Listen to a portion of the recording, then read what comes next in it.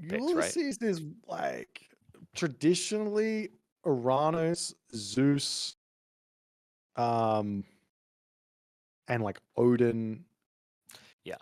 So you Loki. just Right? you just Those are mentioned his. like Yeah, three different three different yeah, civs, right? Like yeah, that's a lot more yeah. flex. Exactly, And I exactly. But wonder if he that would never came in. play in. Yeah, he would never play into the other civs. But since Retold, he's been playing all of them. And he's going to get a chance to play most of them here because we already have the draft ready between the two keen members. Pegasus looked phenomenal earlier today in his series against Vortex, right? Very clean execution. Looking at the draft, really liking what I see. You know, Pegasus, a prolific Zeus spammer, very good with them. He has 4 fantastic all-rounder type pick. Hades in there has just been up and up on the rankings, in my opinion. They've been looking better and better as the tournament's gone deeper. Other side though, Ulysses got some strong picks here. We've got Alfheim, options like Freya came to mind. He actually chose Uranos. We'll talk about in a second. Poseidon in there, and Gaia making another appearance, this time without having to worry about a counter Atlantean pick. Yeah, it's an interesting route.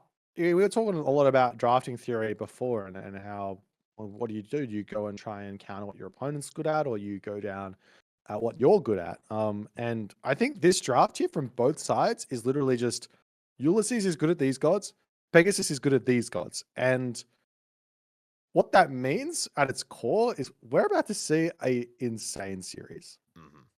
Both like Also, there's no weaknesses in these god picks for either of these players. They know them inside and out. I'm excited.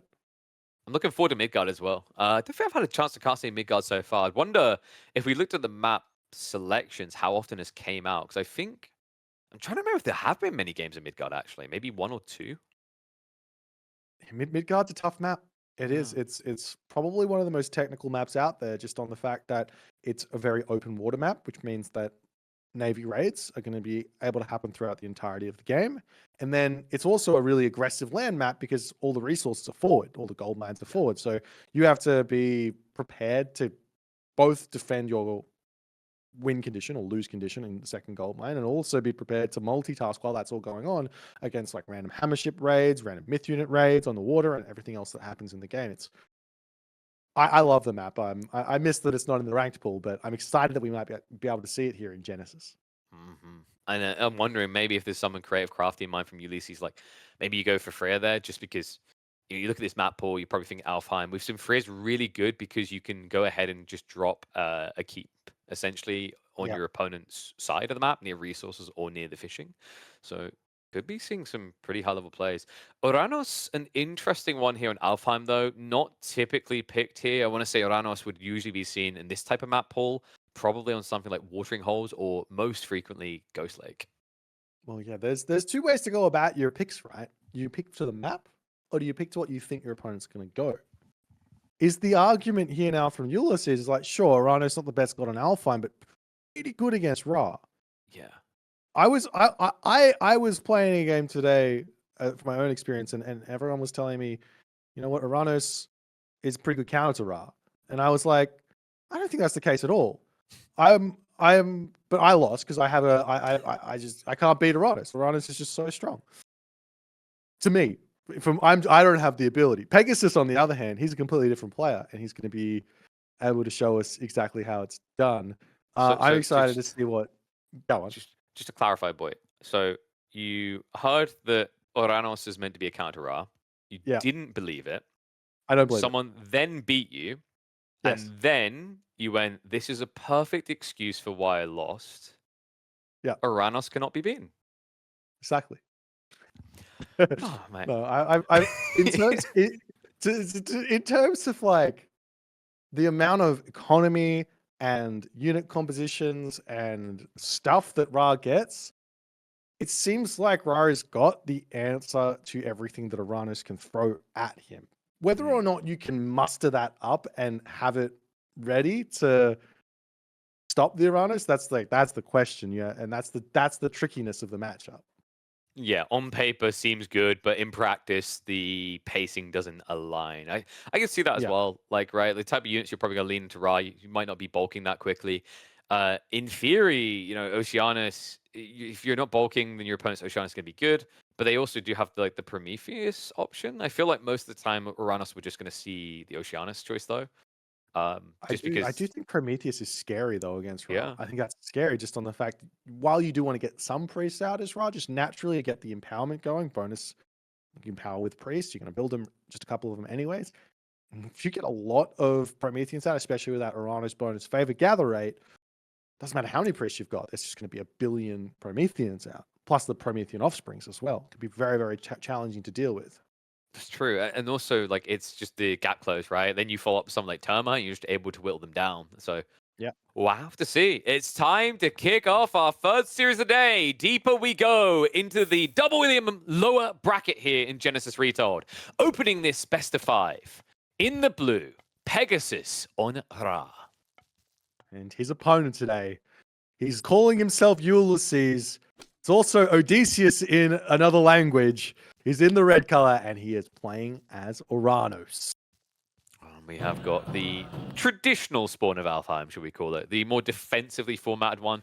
Usually you kind of imagine this could favor Ra because this is a civ that historically has played 2 town centers. But I want to say almost we've seen Ra try more of these 1 settlement all-in so far in this tournament.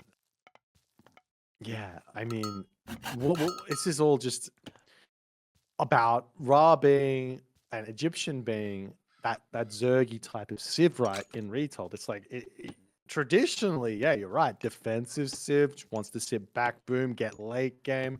But with Retold, it really does seem like you're more playing into the mid game or like the early or the late early game to make something happen with Egyptian much more often than not. But when you're playing against Uranus, if you're talking about a civ that's Zergy, you're not getting any more Zergy than Uranus.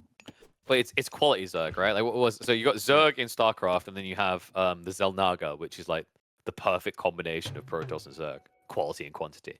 And I think true. sometimes when you watch Atlanteans, they can feel that way, right? I think one of the big things that pushed them that way was when the game launched, there was immediately a buff to pretty much all of their base units in terms of damage output, about 15% buff.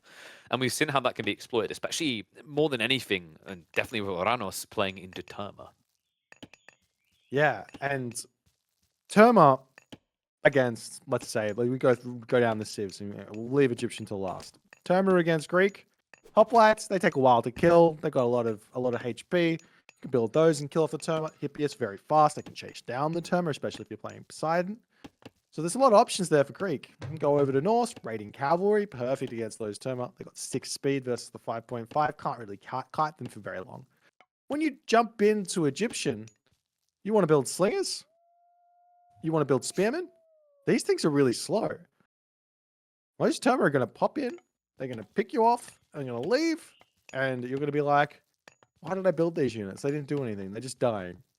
That can be the feeling here. So you've got to play away from that. You can't be allowing the Uranus Terma to get in there. So we have to see walls. Walls are really good at stopping Terma. Terma don't have any shanks. They can't break through those walls very quickly. They've only got javelins, and javelins don't do very well against wood. So hopefully Pegasus is going to be able to set that up and play around this.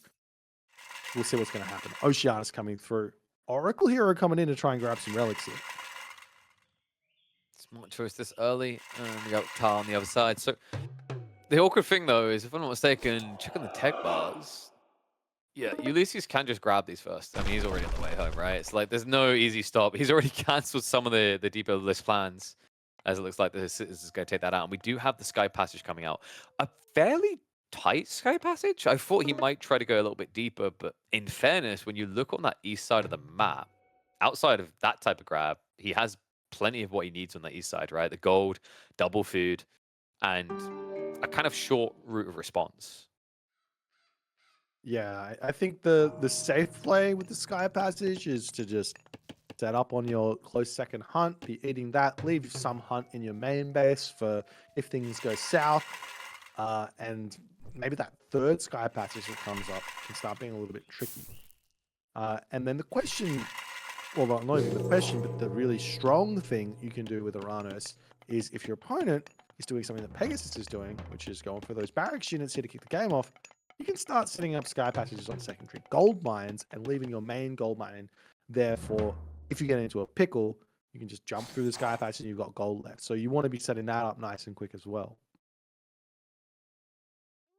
Wonder, are we going to just see him stick at 3 oracles? It's kind of crazy with Oranos. I think you can afford to just stick at 3 oracles more than other civs. I feel like we've seen a lot of situations where Gaia or Kronos would benefit from going up the 4th. We mentioned it actually in the last series. It would have helped a bit with the favor issues, but that extra vision on this Pantheon, on this choice of god, just allows you to be a lot more lean with your early game economy. Yeah, I think you absolutely do. I think you like. There's no reason to not have. Well, we see 4 oracles out for Ulysses. I think there's no reason to not be at 4 oracles nice and early. Egyptian has to spend 100 resources on a monument to get 1 out.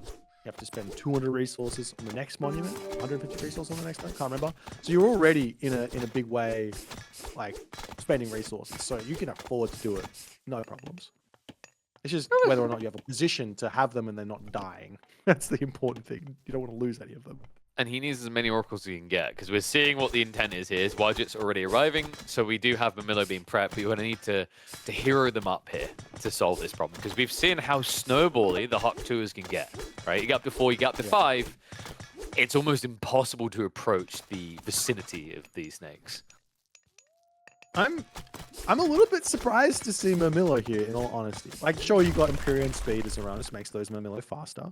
Sure, you've got Oceanus for the Bite of the Shark, and that makes them stronger. But you're playing into your opponent who's going to be able to make Axeman and not have to have any issues with the speed problems that he's currently making himself have with those Wadgets and everything else that's going in. So I think like making some turn here and running around the map and just catching your opponent out of position is the way to go. Yeah. We'll see if Ulysses is going to be able to prove me wrong here. Second town center coming up. This is going to be nice. Maybe the issue in Ulysses' mind is like if you play Terma, you're not countering anything directly, and to kick the Wedgets out of the formation, you're running headfirst into spears. Like maybe you could have went counteraxe here. It's a tough one to solve. I feel like Pegasus has perfectly read him. Yeah, you can already see the upgrades. So it's going to be spears and axes. Pretty much just a 4-head A-click comp, but one that will easily deal with Uranus here. Well, yeah, I mean, it's a challenge, in all honesty, when you're playing as Ra, because you're a little bit blind. So you don't really know what your opponent is doing. So Pegasus has always got in that back of his mind here, is Ulysses going Heroic Age? Is there going to be a switch into Gontarius? Should I be building Spearman? Can I just go mass Axeman? And you never really know until you know.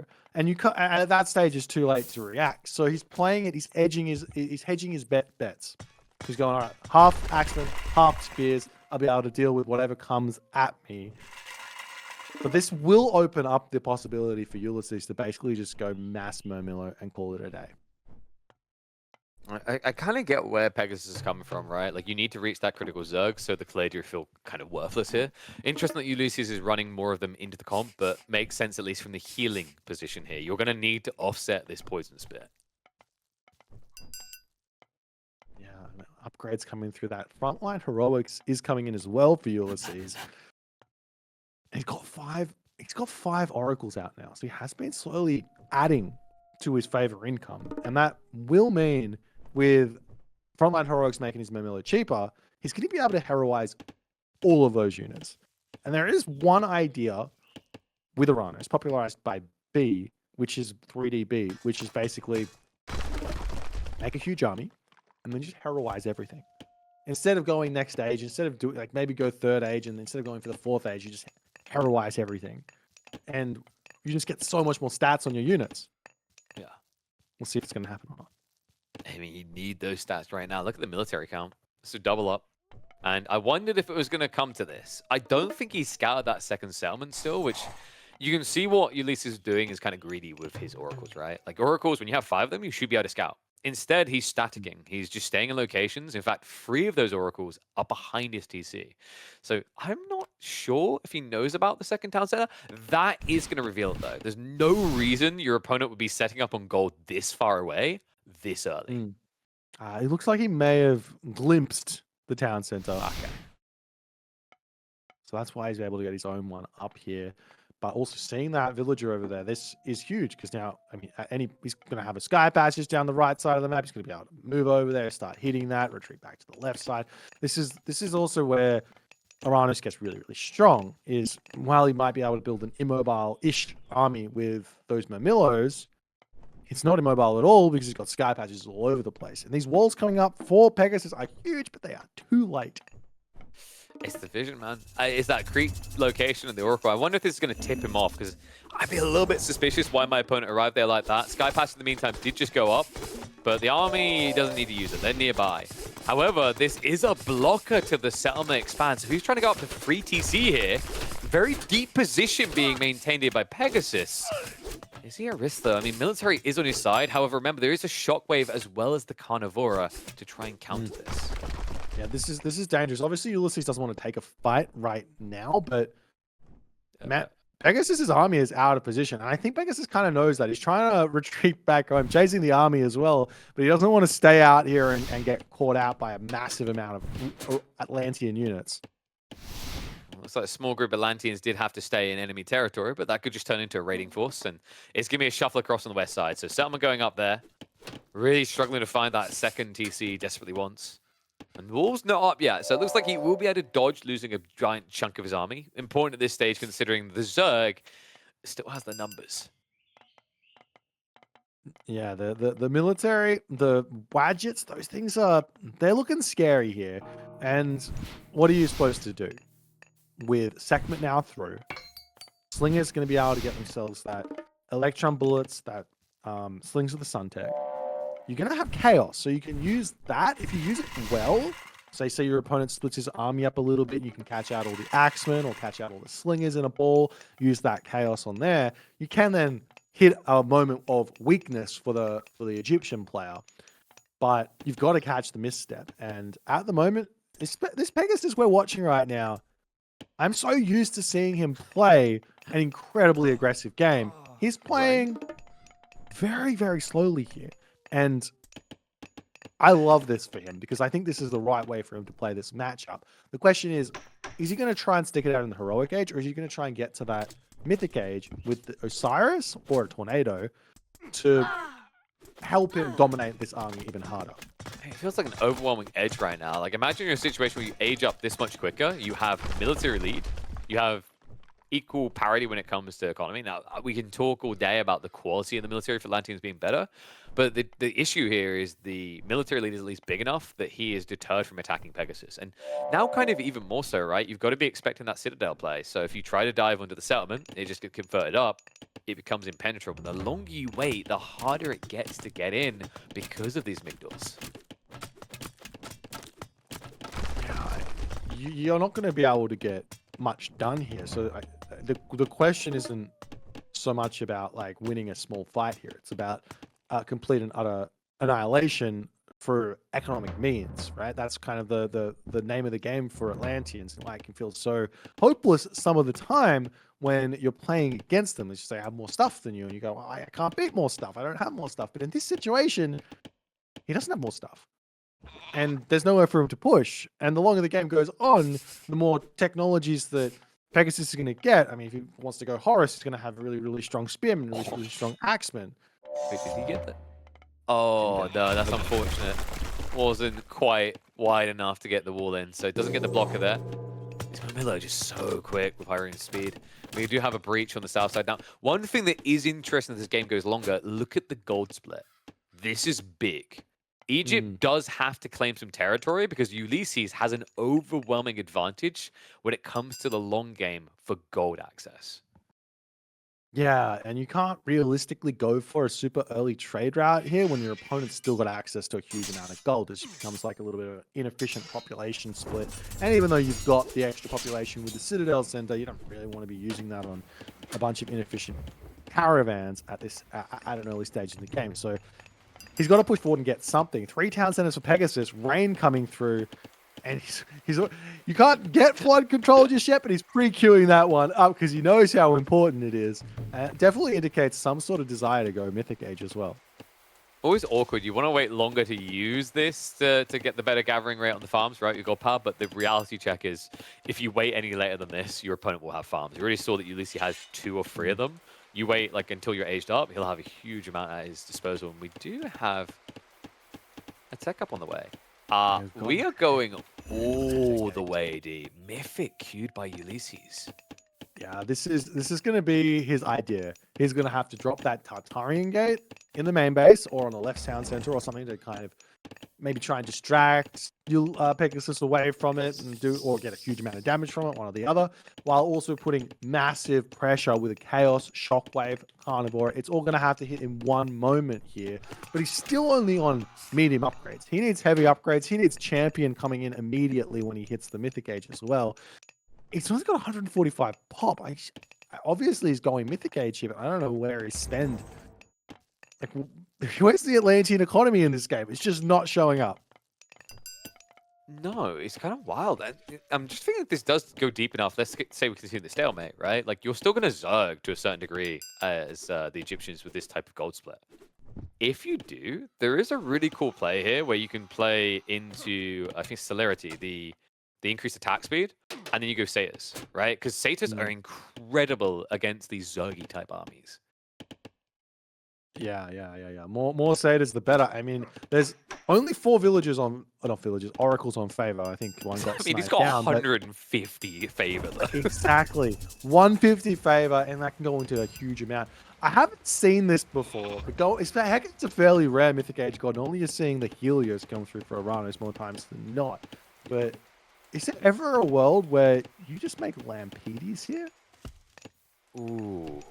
Lampedes usually feels better against quality units, right? So maybe if you're worried about your opponent converting to them, because you can turn them to chickens, right? You can get the exactly. upgrade. You could get the upgrade, turn them all into chickens, and live the dream. You also can drop the special ability onto myth units and have them idle out for a bit of attack themselves. That was a quick gate. It's only villages to clean it up, but he did drop it next to the cliffside, which is really smart. It's minimizing the surface area, so it's taking a very long time, and the timing on this might be perfect. He's trying to dive in now. He has got the Chaos to work with, hasn't committed it just yet, but as they fall back, there we go. Catches them all. This buys him enough time to clear the front line and move in on the Wajits. He has to move out, though. The shifting sands to get away means he's forfeiting the center of the map. Migdal now going to be sieged, and this could ripple. We do have a move up here, shuffle in, and maybe a mistake there. The Son of Osiris looked like he overextended, but army close enough by. So Ulysses doesn't see the opening. He backs off after applying the pressure. The Tartarian gate now going down. And that was... Pegasus almost made a complete huge blunder of that with that Son of Osiris moving very, very close. But Ulysses still trying to put the pressure on. That Tartarian gate's still alive. KB finally going down. The damage... I don't know exactly if you can say the damage was done there, but a lot of economic pressure has come through. Those Tartarian spawns still going to get a little bit of damage done, going after villages around the town center there. But Pegasus is held. Pegasus has still got Son of Osiris, and he's going to be counterattacking here. And there's a big problem. Look at that bar for Ulysses. This is what we call drag your face across the keyboard Aranos experiences. Every single god power now on cooldown. Yes, he's got 150 favor, but no way of quickly using it. And he's trying to get into those satyrs we talked about earlier. But I don't think he's been scaling them, right? So he's got, what, 2 maximum here. The blob is big. Satyrs is the counter, but he doesn't have the count yet. I honestly think if he can get himself to champion Contarius here and get a nice surround, it's going to be easier said than done. You're on Alfheim with the choke points, with the middle Alfheim, the closed Alfheim variants. It's going to be challenging to do it, but if you can get to those champion Contarius here, he's going to, especially if he can wait on another Chaos, he's going to be able to Chaos that army, get a big surround with the Contarius, and then he's going to be able to get some sort of a win on that army. But the problem is he's got to wait for it. And he's got to get the army to be caught out. And he's got to make everything go perfectly for himself. He's got himself fortified towns. He's got a little bit of a tech edge here. Citadel is still in the bank here for Pegasus. I don't know what he's saving for. This is kind of like the healing spring all over again. You'd this think one actually he would will have be used it for the Tartarian gate, right? That would have been a clear up for him if he just dropped it there, but no. I guess he's waiting for the overextension. Maybe he wants to bait his opponent into trying to destroy TC, and then you just upgrade. These wall attempts are not going to quite work out, and they are already very weak here. So an ambitious attempt at walling. The Guntaris could get in, and right now, the entirety of Pegasus' army is in the north. It's a very, very scary army. That Chaos is just about to come back online. And KP, we've got Shockwave, we've got Carnivora, Chaos. It's all going to come back down yet again. Upside downside of using all your god powers at once. You don't have any god powers, but when you do, you got them all. You can afford them all right now. So, you need to be careful about this approach. Right now, he's still quite clumped up because the Guntaris aren't here. It looks like he doesn't want to go in for the attack. I see that though. Comes out. He's getting caught up. He's got a micro. He's better. What? Like, I'm surprised at this point. There we go. Finally, the Chaos gets committed. Allows them to counter each other out. The Guntaris moving in for the sweep. He has got the Flader nearby to try and slow down the Shockwave. Perfectly staggered there to get min-max damage. Son of Osiris now out of position. He needs to stand his ground though. There's no easy retreat from here. The Vegeta's still alive. But now the Guntaris are moving over and the slows are coming through. Son of Osiris down to half HP already. Trying to micro away so that the rest of the army can clear house. But there's not much of an army left here. Mummy's now arriving, making for the conversion. The forces have been grinded down on both sides, but look at the second wave coming here. Ulysses, still with over 100 military to utilize. It feels undeniable here. This army's going to fall, and the question mark is whether Pegasus can get the Son of Osiris out and get a second wave in quick enough. Yeah, this fight's gone really, really well for Ulysses, but there was this moment where he shockwaved the Son of Osiris, and he just didn't click on it with all of his archers. I don't think the Son of Osiris should have been dead there. Pegasus gets a little bit lucky on that one, but he does lose that fight. And funnily enough, now we're going to have to wait another 2 or 3 minutes for all the god powers to come back online, and that might give you Pegasus the time to get back into this one. But the villagers on the front here getting raided. Ulysses is finding some very big damage to be coming in here. What is he doing here? The come out agreed. Pegasus is like, just a lick, man. Just a lick. No, this is my ice cream. Get out of here. So shoves him away. We do have some securing on the east side as well, the TC, the sky passages. So there is a level of flexibility. That's the most interesting part, right? Is Guntaris is still just the champions he wants to go towards, even though he could play a more slow comp with the sky passages here. I mean, KP, I just don't understand. Where are the champion units at the moment? Right? He's got resources for it. Is this something that you just don't go for? You just go for 4 oracles instead. Well, in fairness, those god powers are not getting any cheaper, boy. Okay? No, they are. We need 10 oracles. Don't slow this down. Let's get the big boys out. He's got the 4 queued up. Does he have that Sons of the Sun tech as well that makes them into oracle heroes? I hope so at this stage. It's fairly cheap, right? It is. It's very, very cheap. He doesn't have it. What? It's not in. It's not in. Nani? That's unacceptable. He's going for a side. We're going to see a side. Let's go. This is a risky move because guess what is an option for Pegasus? Shifting stance. Shifting stance to kill off that Titan gate is a possibility. We'll have to see if he gets an opportunity to. He's going to try to stand his ground here, but Pegasus has the numbers on his side. And I mean, here's the other thing about going for the Titan. Where's all your favor now for the Chaos, which is coming off cooldown? Where's all your favor for the Shockwave? Don't worry, it's going to come back in really soon with the currently nearly 10 oracles about to be out. Yeah, it's fine. Siege is going to try to deal with Palace. Interesting, he doesn't go for the dive though. A little bit hesitant due to the Son of Osiris. Carnivora is going to get committed deep in the formation, but she gets that down fast. He's targeting Son of Osiris. Look at this. A full zerg in. The Guntaris is trying to get in there. The big door almost built. Can he get it up in time? He tries to supervise to get up faster. Osiris will survive. No heading to the afterlife today. He gets behind the strong defense. The bait is effective here. And Ulysses has been fish, hook, line, and sinker. Overwhelming military lead now. The greed of this Titan gate may have just cost Ulysses the first game. You're absolutely right. What are you thinking going for a Titan gate here? When you're and attacking. Just don't attack. Wait. I like What are you Titans. doing? That's all I've got for you. This is Okay, taking so all right. long. Titan in Retold, very, very strong, but there's a huge weakness of it. It's not like in Legacy. Legacy, you used to just be able to wander it around the map. It costs 20 population on Legacy, but your opponent could realistically only have about 60-ish 40 to 60 population worth of military, so that one Titan would be able to just survive forever. In Retold, with 100 plus population being available to be used as military, that Titan stops being so effective by itself, but it only costs 10 population. So you can combine it in with an army, and it can be very, very challenging to beat an army plus a Titan. So you have to use it in a very different way in Retold. We'll see if that's going to happen or not, but it looks like Pegasus, he's way ahead of the curve. He says, yep, you going for a Titan, are you? I hear you going for a Titan. What if I go for a Titan as well?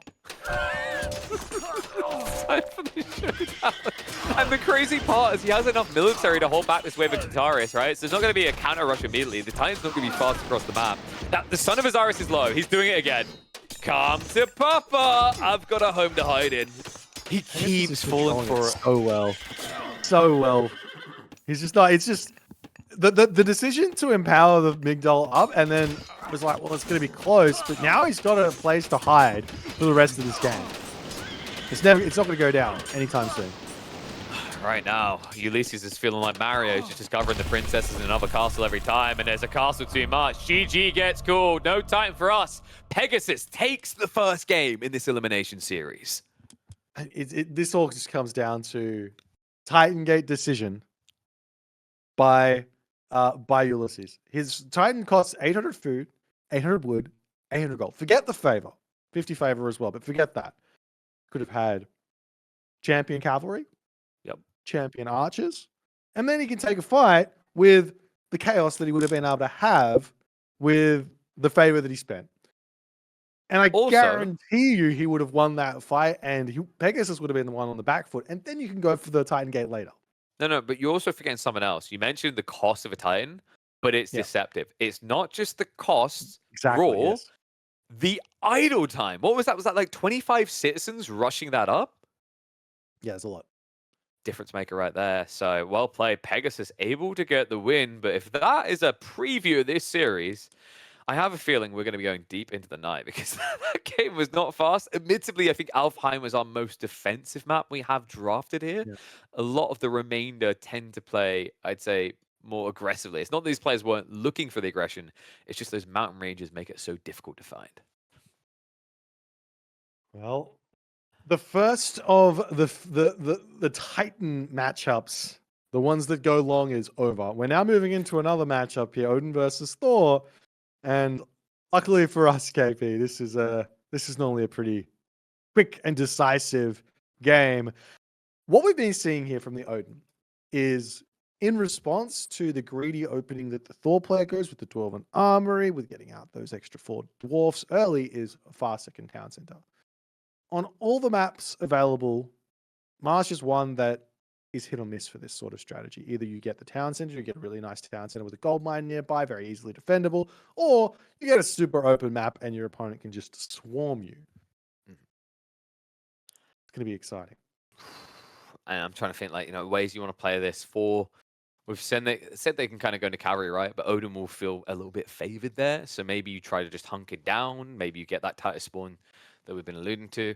It's a tricky one. Like, I've seen sometimes as well, the way that Marsh can spawn is weird, right? Like, you can essentially end up with 2 lanes and then a third one really far off. So, like, something that isn't truly indicative of what you'd expect out of Marshes, basically. Yeah, it's the funny thing is, while Odin have been going for this kind of fast second town center strat in this, the like simple solution is, if you know that the meta is fast second town center with Odin as Thor, you just go for a fast second town center yourself, and then you're still in front. And then you go, what are you going to do about it, Mr. Odin player? I've still got 4 villager lead. I've still got my armory upgrades, and I've also got gold mines on you. Plus, I've got all of the bonuses that you've got with the gods, but I've also got Bragi, which is going to be able to kill you. So what are you going to do? I guess the advantage is meant to be vision there, then, right? Yeah, like, I think you have to just open cav and then delay second TC, right? The logic being is, like, Odin should just have better vision, right? This guy might only have 1 eye in his portrait, but he has 2 ravens to supply him all that extra info. Yeah, he's got 1 eye, but he's very, very omniscient. The idea of opening up raiding cavalry makes a lot of sense as well. Like, yeah, the Thor player has an advantage, but he's lacking on things like goats because he's not going to be able to scout them. So if you maybe open double berserk here, grab all the pigs in the middle, opponent's going to be eating all of that food, and he's going to have to leave his base for not only a gold mine really quickly, but also for secondary hunt, which is going to allow you to get those raids, and you don't have to engage the army directly. You just play for your vision advantage, play for your speed advantage, and just kind of catching your opponent out. I was just thinking about I this guess actually. pigs not goats on this map. What if Odin, like, what if he isn't actually like a god in the true sense that we imagine? What if he actually just has the earliest prototype of Google Lens, and the Ravens are just bots? They're just drones. Well, you can put him on auto scout. True. And then like maybe no one realized that all they needed to do to really throw Odin off his game is like, hey Google, open 10 tabs of How I Met Your Mother. Boom, distracted, done. Food for thought. I don't know. My brain's going some weird places. We're going deep in the night. I was just thinking about it's like, what would that look like if you were a god in that situation? You have one eye, but you can see through your ravens. Do you have like spider vision? You know, where it's like the little. Well, it depends on if you're the Mister or not. If you're the Mister, then you have True. you got the spider senses for sure. If you're a normal human, it doesn't really matter if you see some units moving across the map or not, because it's like you're too distracted with everything else going on. I feel like when we talk about Mister, we just envision the architect from the Matrix. You know, just a room full That's of right, monitors, all the games that he's playing out at the same time. Oh, these two though. I mean, Speaking of that, what if you took a little screen capture of your mini map and you put it on a second monitor and you just blow it up so it's just like this big, and now you just put your eye over here and you see the big monitor with the big. you mean mini map. like an always generating one? Yeah. For a second, I was like, do you take a screenshot? It's gonna change, boy. But no. Screen capture. So, funnily enough, there was a game that incorporated that by default. It was Supreme Commander 1. Supreme Commander 1's maps were so big that it was a feature to put your put your map on the second monitor, like full screen. So you didn't even have to blow it Wow. up. But I think you might be onto something, boy. You might want to sell these ideas to the pros. Yeah, there was a feature in Legacy where you could actually blow the mini map up to the full size of your screen. Like it was kind of Oh, look like this, but yeah. then you wouldn't be able to do anything else but move around. And I did see some fairly strong players actually using it on stream. I think maybe Ulysses was one of them, but People find ways. I still remember when Chemo came to play Age of Empires 4 and he played in 4-3 on the ratio. yep. Yeah, there's some interesting quirks about some Age of Mythology, Age of Empires players. Some of them 4-3 questionable with the advancement. 4-3 is not something that is a bit too No, quirky for me. nah, that's like when CS boomers from the OG CS like they swear by. I'm like, I don't know. I kind of like the idea of things looking more like, you know, less squished. Might help my accuracy a bit. Yeah, it's like I like seeing Whoa. polygons in my movies. in my Well, time to see a games. bunch of polygons. We're headed in to the second game of this elimination series in the blue. Ulysses, right? Have I been bad? I haven't. Ulysses is going to be on 4 on the south side of Marsh. Ulysses is Wait, are we being baited? not Thor. Ulysses I'm being is baited. Odin. All right, KB, I'm going to give you a little hot tip here. Don't Just look at the right. Just look at the right. Just look at the right. Just look at the right. Just look at the right. We've been through this before. So Ulysses is going to be the one on Odin in the north side. So looking at the spawn, first thing I'm thinking, we talked about the idea of 2TC. Yeah. That's a pretty good spawn for 2TC play for red. Yeah, it's not terrible. He's got some nice rivers set up. It's not like, I mean, obviously, Blues is average. I would hate to go to town center on that spawn with it completely being open Pegasus' spawn, but Ulysses' spawn with those nice forests and the river. He's got some great choke points he can actually create here, but there's still some kind of, it's still pretty open. So I don't even know. This is not the closed off kind of watering hole ish marsh that you can potentially get. So I don't even know if this town center is a great idea for Ulysses, even as good as it looks. Maybe like a short wall, but something I'm thinking of. We don't see it so often at the moment. People thought it was gimmicky and gave up. Is like realistically, if let's say Ulysses goes to that second TC on the left to gather the gold, you could just build a dock, right? It's not done Yeah. too often these days, but considering you're in a Norse matchup where typically both players are going to be spamming melee, dock units sound a bit busted here. Well, you say that, but I mean, there was this trend in the early days. I don't know if it's still happening or not, but there was this trend in the early days for every single time you played on Marsh, Watering Hole, Savannah, Blue Lagoon, any map that has a little bit of water, you'd see players dropping docks when they're going to the heroic age, so they get that free myth unit out in the pond. And with that gold mine being so close to the water, kind of both a blessing and a curse, because let's just say Pegasus is going one town center, he's going to be heroic age first. He can drop a dock, he can get a Kraken on that spot, and that Kraken is going to be able to get involved. So it's just a little bit of a boost, but it's a boost nonetheless.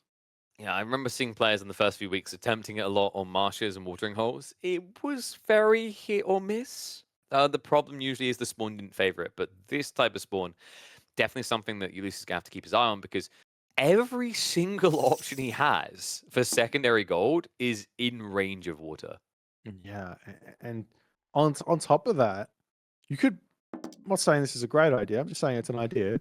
You could put a dock on one side, get the Kraken there, delete the dock, rebuild it on the other side, and get the Yom-Nelva, so you can have two big fat myth units just laying claim. Oh my god. Like, once again, we don't claim responsibility for Lost Elo doing this, but you could, right? I'm just here giving you options, Don't blame me if it doesn't work. Like, don't sue us when they fail, right? Like, you could eat crap, literally, but doesn't mean it's a good idea. So Age Up's on the way, and we've got that mirror situation that we were begging for in an Atlantean situation. We don't get it there, but we do get it in the Norse matchup. Yeah, double Freya, no surprises here in all honesty. You get scouting out, you get pressure out, you get everything you want here from the Odin side. Thor, on the other hand, gets the Valkyrie to defend against the enemy Valkyrie, and also, if the opportunity arises, he's going to then be able to send his own Valkyrie out there to get scouting and sort of learn what's happening here. Ulysses, it looks like, to kick this game off, he ain't going for no fast second town center. It looks like he's wanting to spend his resources as fast as he can on military buildings and getting going here. He does manage to almost catch a berserk out, but that one's going to get sent back home. It's tricky though. Like, you're already seeing the eco lead. It seems small now, but this escalates quickly, especially because of the way that it escalates. You're rewarded for playing the Age and enabling your army further. So, although it's a military lead for a second, Ulysses is already falling behind in that regard. And, Forest Fire as your big kind of clutch turnaround is a tricky tool. We've seen some sick Forest Fires in this tournament so far, but it's easy to remember the godly ones, even easier to forget the 9 out of 10 ones that almost feel worthless. Yeah, we all too often see a Odin player panicking to some degree and just saying, "Let's Forest Fire," and you pray. I've actually seen, I've seen some moments where you can get a villager kill or 2 or 10 for a Forest Fire used straight away in the archaic age. But you're right, 9 out of 10, 19 out of 20, 99 times out of 100, early Forest Fire, it's not going to get you anything. So holding it for that moment where maybe on that second gold mine, you can see a nice forest blocking in Pegasus's base while also going for the gold mine on the right, be a little bit of an advantage for both players, in all honesty, to take an option in. Hear me out. You hold it up until your opponent gets Walking Woods, and then use the Forest Fire. Boom, we find the value in this game. It's so tricky when you've got Mass Cav or Mass Cav to utilize that tool as well. Yeah, they're so slippery. You can't get any real huge, like, you can't surround those cavalry very easily and stick them onto a forest. But Yeah, cavalry versus cavalry. It's interesting that Pegasus is going this route. I would be more inclined to see some infantry units coming out just because he knows he's going to be somewhat on the defensive here. But he's not on the defensive at all. He's going for some raids. He's on the other side of the map, and Yuli here, he's going to get caught out. And losing villages when you're already down by 3, it's not going to be good. Tries to get in the way. It was a quick reaction by Ulysses, so should be able to shift away with minimum to no casualties here. Dive is costing him a little bit, so not able to get any kills. Does force the idle time. On the other side, we've just got a little bit of AFK moment here because Ulysses is in the middle of a transition. He started adding infantry. Actually saw 1 or 2 Herbmen getting queued up, so we are seeing him move towards more of this kind of bulk all-in strat. Whereas Pegasus is still leading into the ponies as you'd expect from someone with that name. Yeah, he's not going to be able to fly with them. They're going to fly around the map in the metaphoric sense, in the speedy sense, but yeah. Gold mine's expiring for Pegasus, though. This is the one big weakness to playing Thor this way. He's going to have to drop Dwarven Mine, or he's going to have to move out of that next gold mine. Forest Fire coming down, though. Wow, look at that damage. Did I sell it? Say it with a little bit more passion. If he forest fires 1 tree, he'd do more damage right now. I'm not even exaggerating. Is he going to do it? There we go. Forest fire comes out the other way. Wow, look at that. Okay, villages on the front line. This is kind of a conundrum. He has to stand his ground here. Armies are about neck and neck. Reinforcements are starting to arrive. We are closer to the base of Pegasus. So, in theory, a fight that should favor him here. But remember, there's idle time involved in this. He even has the dwarves joining in to stand their ground here. It's working. It's giving him the edge, and it's forcing Ulysses back. Ulysses just went for a fight down armor upgrades, right? Does he have any armor upgrades? Am I wrong? I think you might be right. I mean, you're always going to be behind compared to 4, right? But yeah, there's no. Okay, the only reason I can see for him to take that fight is because was that his own forest fire? Or did he waste the forest fire? I don't even know. That's what I'm not sure of, because Pegasus didn't have to hang around. Like, it clipped for both cases. It clipped for maybe half a second. So I think that it seems like, given the position, I don't know why Pegasus would forest fire behind him then head in. So it was Ulysses forcing him to fight. I don't think he expected the workers to join in the party there and make that much of a difference, though. Well, one thing's for sure. The advantage which Ulysses gets is from his getting sniped a little dwarfy there. That's nice. The advantage he gets from playing Odin and making these red cavalry is going to be favor, and he has made some Valkyries. He's got that Aurora Borealis technology from Freya to boost those Valkyries up to Shield Maiden, and they're going to be able to get some value moving forward. But I imagine Pegasus as well should just be making some Valkyries himself. Should be going him up, you'd imagine, but he's just holding on to the favor right now. Army is getting poked at, so we'll have to back up here. And we did have the commitment of the gold, so he's looking to stay at home. The problem is it's good for your gold. You're still going to have to solve this food issue as the minutes go on, though. Well, I mean, he's been pushed out of the middle of the map. After winning the fight, he's been pushed out of the middle of the map, which is a bit odd to me. He's actually behind on villages now as Ulysses picks off a couple of the dwarfs in that main fight. Where to next for Pegasus? Funnily enough, after winning the fight, it seems like he's now behind here. Yeah. I think it's going to be the Valkyrie difference. Like, the numbers just don't feel good for him to try to contest. The other problem is, like, he's sim-seed, right? And sim-seeing is great when you play static and you play ranged. He's trying to switch range, but he's in the infancy phase of that build. Yeah, I don't even... Honestly, I don't even like going throwing axemen at this point. The only reason to make the throwing axemen is if your opponent starts to make some herdmen here. Otherwise, like, why do you need them? And we do see a handful of herdmen out for Ulysses, but he's mostly throwing axes himself. So you're trying to beat your opponent back by being later to the transition. This is gonna get uncomfortable quickly for Pegasus. Well, I mean, we always talk about Norse. It's the hardest part about playing Norse and being on the back foot. He's got to get buildings down. He's losing buildings on the front. He can't fight and get buildings down at the same time. And losing all of these is just his production's going to go down. He's got 5 raiding cavalry queued up in a great hall somewhere on the map. this is gonna be challenging. Ulysses going for the jugular here. That's the stand his ground here. Economy starting to be rippled onto as the workers in trouble. Frontline not really holding that well for Pegasus. And Ulysses will not be denied. So the Axemen finally in the engagement. They're at least targeting down the infantry, but there's just nothing to hold back this west side flank. It's going to be a surround and a fold here. He's got the TC to help. He's making some progress on the east side himself, but now with the Axemen jumped on here, you can't help but feel Pegasus is in a headlock he's not going to be getting out of. The military population is kind of close here, Look while at the also eco being log. underneath. Yeah, while also being under the town center. That was a huge amount of kills for Ulysses, but Pegasus holds, and now Pegasus, he's got to go. He's got to know he's behind on economy, and the only advantage he's got is military right now. He's got to get going. He's got to start finding some advantage soon. Otherwise, this 11 villager lead plus the hunt bonus that you get playing Odin is going to get out of hand very, very quickly. Yeah, almost feels like you needed a poor man's Ragnarok, right? Just convert a bunch of the workers into fighters here, because you pretty much lost them either way, right? That left side was unholdable. And now we have a situation where at least the military is neck and neck, but the pressure is now on Pegasus to come out when he's kind of 50-50. He's not just Cav anymore. So his ability to raid is a little bit weird. If he tries to raid, it means nothing is defending the Throwing Axemen, and your opponent has a lot of raiding Cav.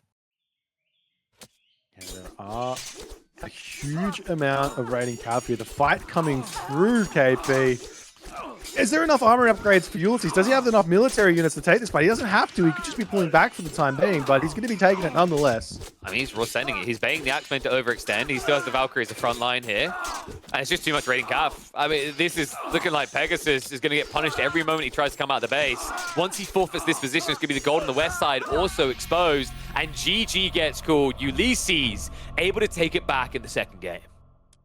Ulysses leveling the series there. This one was a wild ride. You see that first little military dip there, Pegasus and Ulysses at the start. And then that looks like Pegasus got all the advantage working in his favor. But whatever happened post that, you see Ulysses just picks up through that with the extra favor he gets from playing Odin. Those great Hall units give him extra favor. He gets more Valkyries. He gets more military value, and he's able to convert that. I don't know what Pegasus really was doing there. It seems like he just kind of could not maintain the advantage that he gets from Thor, and maybe there's a little bit of this as you see the resources collected graph completely going in the favor of Ulysses past 8 minutes and 30 seconds there. I can't explain it, but it's obvious what happened. I think Pegasus just got baited, ego child, into a Cav on Cav situation, right? If you think about the way he was starting to play the map, it made sense. When he came out when the forest fires are happening, it makes sense, his strategy. But the moment he falls back into that corner, I think the transition was slow, right? He was still building quite a lot of raiding Cav instead of just transitioning Herdman and throwing Axemen, which would make a little bit more sense there. That's the point where I think it cost him. He was in limbo at that stage. Like, he'd already forfeited map control. It was almost like he was holding on to this dream that he will be able to raid again, that he will get out onto the map. And credit to Ulysses, he didn't give him the opportunity. No opportunity there. Level the series 1-1. Next map, Midgard. And we've got the Greek mirror. Poseidon versus Zeus. Interesting one as well. Like, you know, when if you haven't played much Myth before and you just look at this, you go, oh, Poseidon, King of the Sea, wins the game. Easy GG. But Zeus does spice things up a bit, right? The bolt at the beginning can give you an overwhelming edge in the initial exchange. I have no idea what to think about this matchup right now. On the land, I go, all right, Poseidon's got faster cavalry, Poseidon's got faster centaur, Poseidon's got all the advantages going forward. Zeus has got a very tiny timing that he can kind of take advantage of with Bolt. So if he doesn't hit enough value off that, then Poseidon's just going to snowball out of control. So he has to go for that, right? On water, it starts being very different because the focus goes away from all of that sort of Poseidon stuff and starts going into, well, I got to deal with water, I got to deal with all of this other stuff I got to deal with gold mine, I got to deal with food, I got to deal with the wood line, I got to deal with all this other stuff. And you're like, I don't have enough time to be making center. So they come off the table, and then suddenly you go, well, do we go Athena here? Do we go Ares here? Do we make Cyclops? Do we make Minotaur? I don't know. I'm excited to be shown what actually these guys think is the right way to play this one. So I think one interesting thing to bring up as well is like, you do have the pestilence, which can be a really big deal if you can actually get to a stage where you have a small comp to dive with. That's a big ask though. The alternative obviously being the ceasefire, which just always feels good. I think the problem with ceasefiring when you're in water is compared to land, if you're forced rather to ceasefire in water, it's more like you're just delaying the inevitable, Yes. right? Like because I'm gonna fall back. He's gonna have just as many boats coming. I've already started to lose the fight. What am I grabbing from this? Ceasefire on land is at least reposition, strong defenses, get in position, whatever. You have a lot more options. So I have a feeling we're probably gonna see the pestilence. Question mark is whether pestilence offers enough on a map like Midgard. It's not like a central pond type map where the static defenses can be countered more easily. You can dive in. So I want to say I kind of lean Zeus here because the other thing I really like is you could afford to build a few hoplite to sneak and take down docks because there's a chance we get a dock crawl towards each other, right? And the idea of Hippiases, you said if we were just on land, you'd favor Cav. That's much more exorbitant of an expense than going into a handful of hoplite, and you get less building kill value out of those Hippiases. Yeah, I think it makes so much sense to be going in with those infantry units on this map. Not only do you have more food income from the fish, but yeah, you're absolutely right. They're going to be able to mow down dogs, which makes me think even more about this idea of going Ares. There's this tech, very, very niche tech, which allows you access to Hephaestus in the classical age. Damus' Sword of Dread. Ooh. We just never see it, right? Like everyone always goes ceasefire. Like it more than anything, it's the ceasefire. Obviously, it plays in the cap, but you're right. Like it does give you a way of conflicting what should be an infantry comp from Zeus, right? Yeah. There's also Damus' Sword of Dread in that Ares package, which makes your hoplites have an extra divine damage. So, funnily enough, the Poseidon hoplites can end up being stronger than the Zeus hoplites. You're right. It's the just +1 though, right? But like on it's only one cheap divine units. damage. Yeah. It's only one divine damage, but one divine damage is kind of worth in a hoplite fight is kind of worth 2 hack damage roughly. So if you start with 8 base, that's like a 25%, 30% boost in DPS in the hoplite on hoplite action. It's sick if you force the transition as well, because if you think about it, like Ares makes you very robust. It's not just the spears; the archers also get buffed as well. So like, there's a lot of potency in that choice. We'll have to see if it does come out though. It is time for the 3rd game of this series. It's time to splash in the outskirts ponds. We're going into Midgard in the blue Pegasus on a comfortable and reliable Zeus. And his opponent going to be frustrated that he can't pilot the Zeus this series. He's in the red color as Poseidon, though. Not going to be too unhappy about that one. His name is Ulysses. A lot of theory crafting about the back and forth, the dynamics of a double Greek on a map like this. Normally, you'd see Poseidon and say, Lord of the Sea, bow down to all. But Zeus does have that potency of the bolt that could mean Ulysses needs to do something creative on land. And in fairness, the cool thing about Midgard is if you rely on water too much, it takes a long time to reach the enemy base. If you go across land, you can see the distance isn't far between these two. Yeah, I think the general consensus for water at the moment is it's kind of just there, and we do little mini raids on it. Yeah. Like, I don't think there's going to be gigantic naval fights on Midgard anytime soon. I'll gratefully be shown that's incorrect. And because I've said it, cast this curse, we'll just see them go mass navy here. But I think what I've been told and what I've seen is you just go for a couple of navy boats, and you're just using APM to try and get yourself some sort of some sort of kills, some sort of idle time on the water, trying to make a value trade between making some navy ships and delaying your opponent's food economy type stuff. you can sometimes see a whole bunch of those Skylar getting made to take the water completely for yourself, but it is a big investment. Each one of those 200 gold, 15 favor. Your opponent's also got access to them, so do you want to go for them? I don't know. There's also access to the Argo, the hero ship, which can be a very, very quick, can put a very quick stop to those Skylar. We have seen an Argo so far in this tournament. I mean, not really surprising considering the maps are usually split. I think I was saying before we saw this draft, this might be like the second time I've seen Midgard drafted all tournament. Very rarely coming out. Usually we're seeing things, you know, more Calaugres, these ones where it's a divided choice. You either choose the left or the right. It's almost like Morpheus in that moment, and then you try to overwhelm from there. Yeah. In fact, I know that Pegasus loves this map.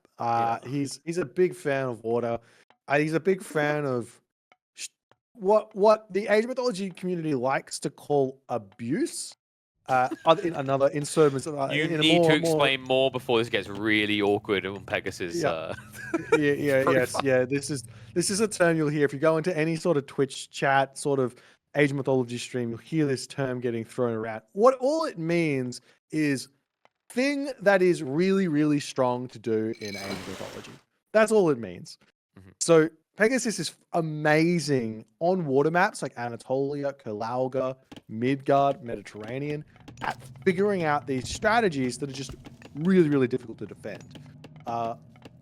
That being, and obviously with Zeus, like for example, getting Scala out, very, very strong to defend. But Ulysses, I'm not sure what that strategy is to break what Ulysses has got here. So I think this is going to be a much more not strategically bare, but more mechanical challenge here in this game than a brain thinking sort of thing. And we see Ares. It's coming. Ulysses is hearing me chat about it. I love it. I mean, we were theory crafting it, right? Like, it just makes so much sense. Ceasefire is such a temptation, but on a smaller map where cavalry has a little bit less value, the way that the ceasefire works in water dynamics, and also just the all-round greatness of Ares, right? We were talking about the idea of it allowing you to win spears, but you do get that increased damage, I believe, attack speed as well, up against when you're building archers, right? So it's a very interesting choice for a civ like Poseidon that usually think cav, cav, cav. Ares fixes the other gaps in the triangle. Yeah, and there's 5 villages on favor.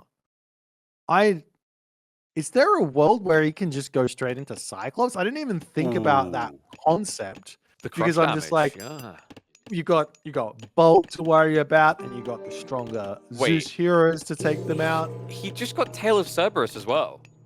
Oh my so he God. can toss more units around. Well, it looks like Will of Kronos is pre-queued. I think that there is no real idea of Phobos' Spear of Panic, Deimos' Sword of Dread.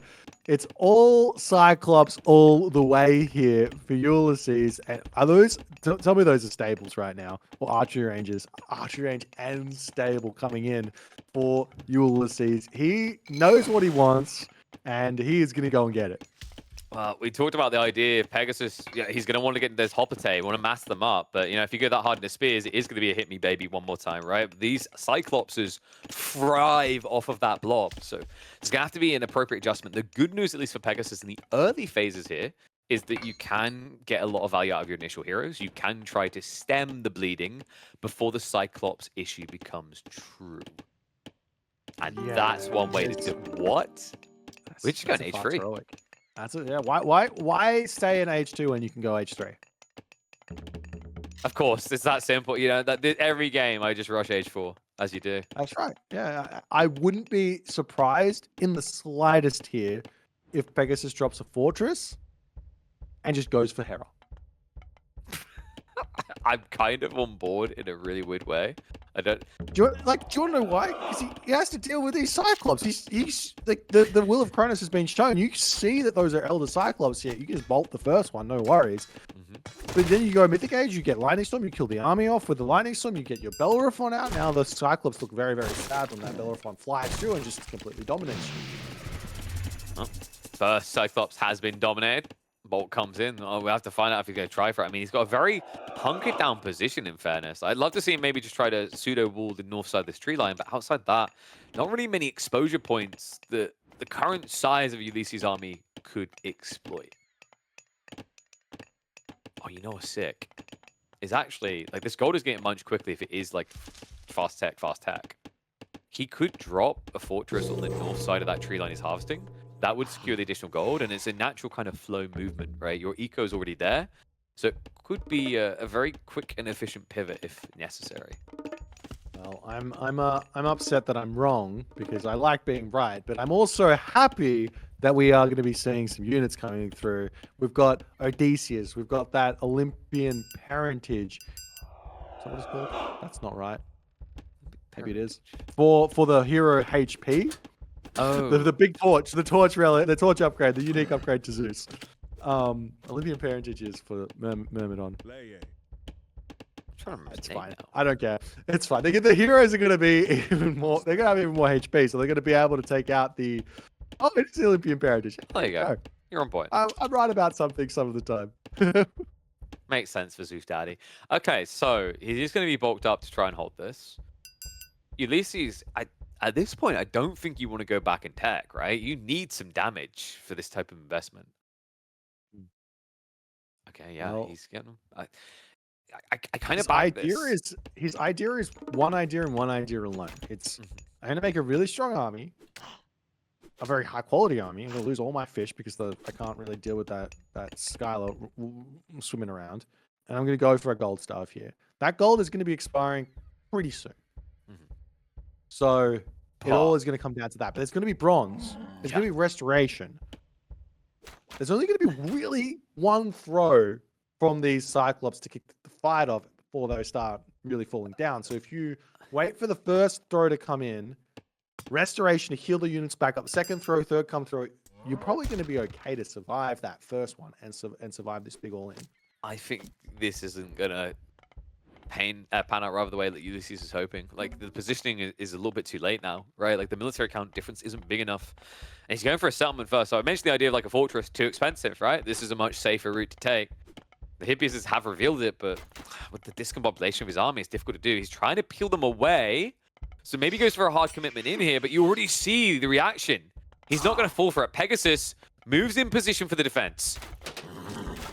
So many Cyclops here, though. He's going to be able to deny that town center. Try to whittle it down now. We have got the use of the brass already, so we're going to come through with the bronze. He's holding on to the restoration. Doesn't need to use it just yet. This is a good way to kind of min-max this. And there we go. Pops it now. So the settlement does get cancelled. He's able to deny him that. But he's not able to stop him indefinitely. He's going to go for a second attempt at this. Eco lead does exist for Ulysses. Bronze still has 20 seconds left over. It's still a good fight for Pegasus. Yeah, Pegasus holds nicely. The town center gets denied. It's going to be going straight back up here. And now Ulysses' Cyclops numbers are looking very, very bare.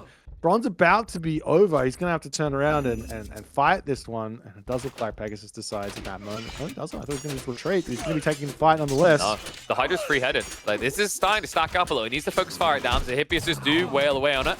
Cyclopses are being quickly eliminated, though, so he's already lost his own hero units here. Or Myth units, rather. And the hero units will at least get rid of one, but not able to get rid of the rest. GG gets called. An easy-peasy defense into an overwhelm. Pegasus now taking the lead, 2-1.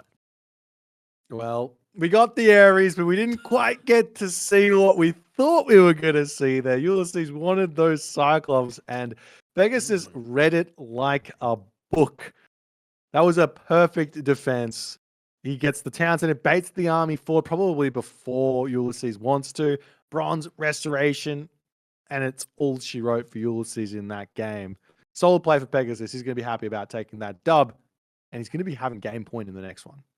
Yeah, I mean, I think the thing that really hurt him there, we've seen this before, you see it with the Scylla, you see it with the Hydras. It's the type of unit that you need to take out straight away, right? Like, it wasn't just the Hydra doing that, but it actually carried a big chunk of that fight because the early trades that got it essentially 2 level ups, right? That type of detail is what can always make the Hydra awkward at those type of phases. I think usually when we see them, Hydra kind of feels like a hard unit to bulk, but at the right times in small doses, they can be overwhelming. And I think trickle trades, trickle fights are where you can see them edge out. Really cool little detail there that gave him a bigger punch when he counterattacked. And Ulysses doesn't wait around, but it means that we are going to have to look a little bit deeper and look at a recovery arc here for Ulysses. I'm trying to remember what he had left in the draft. It's not that he's weak there, but I feel like Pegasus still has the remaining maps reasonably well covered. Well, we're going to be seeing a matchup which we've seen go in favor of Set once before in this tournament. Gaia versus Set, but it was Mr. Piloting Set to take out the Gaia. I'm here to tell you this matchup is challenging for Set. I think Gaia's got all the tools she needs to get advantage in this matchup, especially on a map like Watering Hole, which is really nice and defensive, and you're going to be able to push straight through, and the economy is just going to get really out of control really fast. Yeah, I remember But that Pegasus, matchup. Pegasus knows what he's doing though, so Exactly. that's something to keep in mind. And I wonder if he's reviewed that one. Now, it was a different map. I can't remember the exact map, but we had more open Blue one, Lagoon. right? It was Blue Lagoon, yeah. So in that game, just to refresh people, Mister, what he done is he played a kind of defensive formatting into relentless aggression, right? He spread on the map. He had the spearmen everywhere. He was blocking resources, and then he just kept bulking army against the H3 approach of Gaia. It wasn't an immediate victory. It was a starvation through, I mean, what I can only describe as like Russian World War II era strategy. Run bodies until they give up. So it's hard to execute because the challenge is keeping that quantity in favor, especially when you're playing to the enemy side.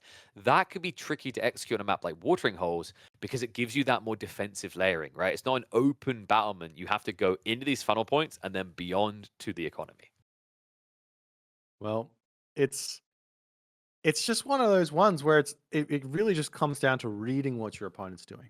If you can get away with a fast roll because Gaia, then you unlock all of those cavalry units and you can actually start, well, archers, and you can start dominating. But you can't greed it out because Set's going to know. He's got vision. He's got obelisks. He's got animals everywhere. He's going to know. So you can't greed it out. We'll see what Ulysses' approach is going to be here as we get into game number 4.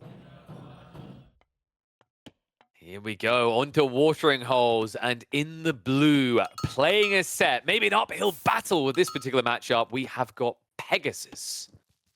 And his opponent in the red color, playing as Gaia. He's got his tournament life on the line here.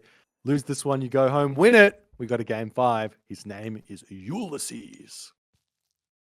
First thing I'm thinking, you know, how good is the safety of resources here? Like sometimes you get these really nice kind of anglings with the waters that lead to choke points kind of on that east side of the base for red, right? Very important against a civ like Set that likes to go for these aggressive turns, likes to kind of send it on you after getting the animal kingdom going. So there is a world actually in which I would say Ulysses can very easily wall up the east side of this. And look at how good the spawn is. Sure, you're not going to get 2 TC, but you get double gold, you get the hunt. There's so much safety with this spawn for Ulysses. Yeah, you've got that Gaia Forest you could potentially drop down there as well to choke that point up. And if you completely cut that off, and you've got a beautiful amount of space down the bottom of the map to not only grab hunt gold wood, but also you set up a trade route for potentially later in the game. Gaia's trade route is the best in the game because you can put Gaia Lush all the way along that route to get them to have even more speed, which increases their efficiency. And it's actually not a terrible thing to go for early-ish, not super early, but early-ish in a game, depending on how the game is going. If both players going to play defensive, no worries, do that. But the question here is actually more on the Pegasus side. He's got to be on. Normally, you're seeing the Set player somewhat on the defensive to kick the game off because they have to kind of deal with Terma running around and constricting them into their base. So, does he have any issues in this map? It's not really looking like that's the case. He's got the Townsend up, not really getting himself many gold mines on the right side, but if he gets that one in the middle of the map, that can be a really nice defensive anchor point there to like block everything else up. not only that, he's going to be getting all of those animals in the center. So if he's going to have the town center there as a defensive point, then he can just convert all the animals up and have a really, really nice army being constructed.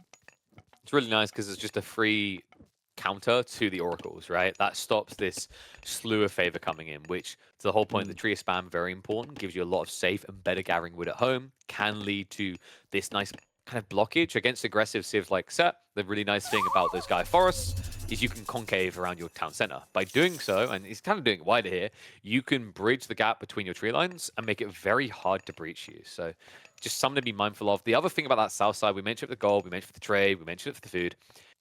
I also call that a favor farm. You can plop down like 4 oracles in that area and easily get more than enough with a civ like Gaia. Yeah, you can. Yeah, you can almost like get 6 down there if you plug them off to the edge of the world. Like you could. It's kind of crazy. But KP Storm's now going to have 3 games going Leto. Hell yes. Okay, so this is going to be really cool to see. It's a smart read because in this particular matchup, when you go for Oceanus, we're even actually going to see the spiders come down. The thing that's weird about Oceanus in this matchup is the Caladria just can't keep up with the clump.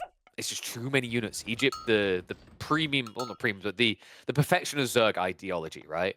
So automatons are fantastic against that. KB, this is so risky. This is so risky. Ulysses, he's given away, he's going for the town center. Wait a second, though. There's shifting sands available. It's going to be in a second here. Vision, shifting sands, villager rush on that town center to deny it. We're seeing a barracks coming up. This is going to be too slow. He's not going to be able to deny the town center. No.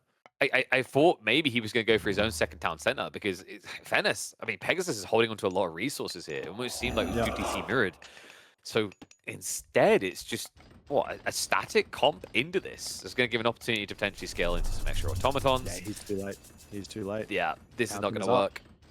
There's nothing for him to. I mean, with the citizens moving away from the town center, while the vision is there, there's something for him to go for. But this is not ideal. This is not ideal for Pegasus in the slightest.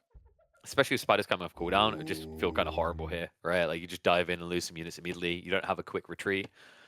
That's the situation where, especially when you have a static comp, I quite like the spiders because with these little choke points, it's like a pseudo wall. Your opponent doesn't want to go near it, doesn't want to lose units because, although I'd say that the spiders scale, I want to say poorly, right? The spiders scale fairly poorly into the mid and late game. In the early game, I mean, dude, you can remove like 20% of your opponent's army with those. Oh man, it's if you get good usage out of this spider lair, it can be like you've got a heroic age level god power at minute 5, right? Like if you pick off 3 units at minute 5, that's, you know what a cool way of thinking of it is? It's like more limited in what it can kill, but think of it as like a triple bolt. Yeah, right? exactly. It's really exactly. Triple bolt. It's curse. It's a triple bolt. It's a terrible lightning storm. You know, it's if you get enough of them, it's better than a That's right. It's better than a tornado. If you've got a point on the map that you're concerned about with, if you can figure that out at the start of the game, and you just put like 5 charges of spider lairs there, your opponent goes to fight, and then suddenly he loses 15 units in that fight, and then suddenly it's not a problem anymore. So yeah, there's something to it. Yeah, it starts to make you look like the first wave in a musket showdown in the 18th century, right? Just march forward to get shot in the face. So we do end up with a 2TC in the end. Pegasus just had to do it on a delay. Doesn't feel great in this type of position. And I wonder, you do have some Terma coming in. Does Ulysses try to send it in this age, or is there more value towards that age 3? I don't see any reason for him. If he knows there's a town center, that's the question. I don't think he does. And there's some spider legs getting some value. If he knows there's a second town center here for Pegasus, I see no reason to stick it out in the classic place. Just go heroic age, get yourself that Thea, get yourself that Poseidon secret, and just enjoy the cheapest cavalry in the game. Not only the cheapest cavalry in the game, but arguably the best cavalry in the game. Playing against a civ that doesn't really want to make camel riders. Wants to make the spearmen to some degree, but doesn't really have the strength in them until the mythic age. And then you hit the timing in the heroic age, and you just completely sweep through with dryads, Arcus, Ontarius, and lots of hard times ahead for a set player. Ah, yes, the come to Papa strategy. Ulysses dangles himself while setting up more of the spiders. I mean, in fairness, we meme on this ability sometimes, but it is semi-spammable. The only issue, of course, being the cooldown, but considering it only goes up get like free favor and you already have 3 oracles, this is outright sustainable. I could be wrong on this, but I'm pretty sure the spider lair works on animals of set as well. So there's a possibility that you can bait an elephant of set into the lair, or you can bait a hyena of set and cry. He's not quite in range for the revelation. Quite a lot of time on though. Like you have to posture, but the problem now is there's an access point on the east side here, and yeah, tech's coming. But here's the interesting part about this: you don't know necessarily where these spiders are. So if you now try to counterattack for a choke point, you've already seen spiders were set up there once. Can you afford to gamble that your opponent has just layered the spiders there? Because right now, Red could just peel east and try to raid with Terma with limited counterattack opportunity. Yeah, Pegasus is deciding. It's a relatively quick heroic age, in all honesty. There's a decent amount of spearmen out. It's a decent amount, and he's going heroic age. He's going to have Nefties. But what does this really give him? What is he going to go for? He can go for, like, I don't know, mass priests, getting himself some upgrades. He's getting that electron bullets out to try and make some slingers in. But you don't really want to commit into slingers when your opponent potentially is going heroic age. If you see your opponent with, like, 40, 50 Terma, sure, you can make the slingers as a counter if you haven't filled them all out, but otherwise you can get yourself caught out really, really quickly. Thea's now coming through, and there's still nothing that Pegasus can really do here. There's some nice attacks in. That's fine for Ulysses, but he's gonna have to pull back. Priest, enough to threaten away. I mean, the interesting thing in the Priest is the right call, because now with this going age 3, it's Dryads, right? So this does give you that control. He did get the wall up on the east side. I think Pegasus is in a decent position here, man. It doesn't feel too bad, right? The eco lead is definitely notable. Guy, very strong for that. But the military is starting to look a bit scary here. Yeah, it's all going to come down to if you can get any economic damage, in all honesty. Like, these Terma, they don't matter. These Terma are just here to be a presence on the map, and we're seeing Pegasus grabbing a third town center. That's going to be great for him. But there's going to be a huge swath of units coming across the map very, very quickly. You can already see the military barracks coming through. Oracles getting produced out as well to make a whole bunch of favor pool to get through as well. This town center might be a little bit greedy. Maybe not even greedy, but just a misplay from Pegasus, because the thing that he needs in this matchup more than anything, the thing that really turns the tides in this matchup is Mythic Age, Horus Spearman. Before you get that, life is so challenging on the set side of things, just to deal with these Glontarius. That's literally all that your concern is. And while we are seeing Spearman, Heavy Spearman is already out, that's a great start. I don't even know if you're even trading amazingly. No, there was some wasted effort as well from Pegasus, because he started going into slingers, right? Which Yeah. I get this Terma, but we saw, especially with Electrum, especially with the techs he had, like the priests were dealing with that fine. So kind of unnecessary, but he's going even more slingers here. Surely he has to be suspecting Glontarius. Well, you only know what you know, right? You can be expecting it, but there's also a world where if you go too heavy on Spearman and your opponent sees that, he can just go, "Oh, I'm going to make myself a whole bunch of Arcus and a whole bunch of Murmillo here instead." That's the only thing I can think, is that he's worried about Arcus, right? Because there's no way you see your opponent go age 3 and you're like, oh, he's going to keep doing Terma, especially on such a closed map. So yeah, there's no Terma. The Terma are over. The age of the Terma is over. Yeah, the tides have turned against them.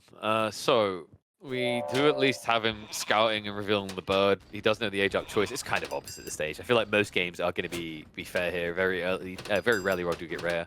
So we have got the armies getting ready to clash. But the Qatari have now been revealed. Now there's a decent number of spears here to begin with, but it's a lot of slingers coming from Pegasus. Yeah, I think this is just. So this is something that I find happens when I play Age Mythology. It's like, you want to have a balanced economy, right? You want to have wood coming in, you want to have food coming in, you want to have gold coming in. There's situations where you don't really want to build any wood-based units. I don't want to build chariots here. I don't want to build slingers here. I just want spearmen. And maybe camel riders, maybe elephant. So you don't need any villagers on wood for that, but then you run into a different problem. Atlas coming in. Ulysses is going for crazy. This could be a bit of a mistake from Ulysses if Pegasus reads it and puts the pressure on. Yeah. But Implode's going to come down, and we're going to see an entire army getting erased. That's the tricky part now. Like you're split. Yeah, you're talking about economic difference that is already on the. This is going to be 4,000 extra resources on top of that. That's going to be an economic difference as well. The crazy thing though, like you can't split if you are Pegasus, right? If you split, this army will engage. It will beat you. It's good enough. It's quality over quantity. Yeah. You are Zerg. You have to embody that. But if you misread this timing, if you stutter around the engage, the imploder is going to hit you like a truck against a cat at 80 miles an hour. It's not going to be pretty. So you either back off entirely and just go tech, or go now. There is no middle ground, and it looks like it's going to be tech. Horus just got queued up. Yeah, there's a world that exists that says, I can get a similar amount of value from Tornado that you can get from Implode. The world is very, very small, and I think Pegasus might be living in that world by himself on this day, because these Contarius are quick, and they can very quickly run away from Tornado. The army of Pegasus is tiny. It's slow. It's not going to get away from an Implode. So what you're saying is we basically are betting the house on green at the roulette table. Yes. Green is the only option right now for Pegasus. I mean, if he loses his entire army and Pegasus gets a good tornado usage, maybe he can remuster up a whole bunch of those Horus Spearmen, which he needs. Oh, Ancestors? Oh, sorry, has to be made pretty early, like pretty defensively. And the Imploder's there. He's overextended. So, sucky, fun time. Everyone being dragged in. No escaping it either. Most of the army just gets evaporated. That was 205 pop down to 130 pop there, KP. The minions also got dragged in as well. And now Ulysses says, Pegasus, it's go time. Let's have some fun. He's like, can you wait maybe, I don't know, 40 more seconds? It's my turn to watch my tornado drift off in the wrong direction, please.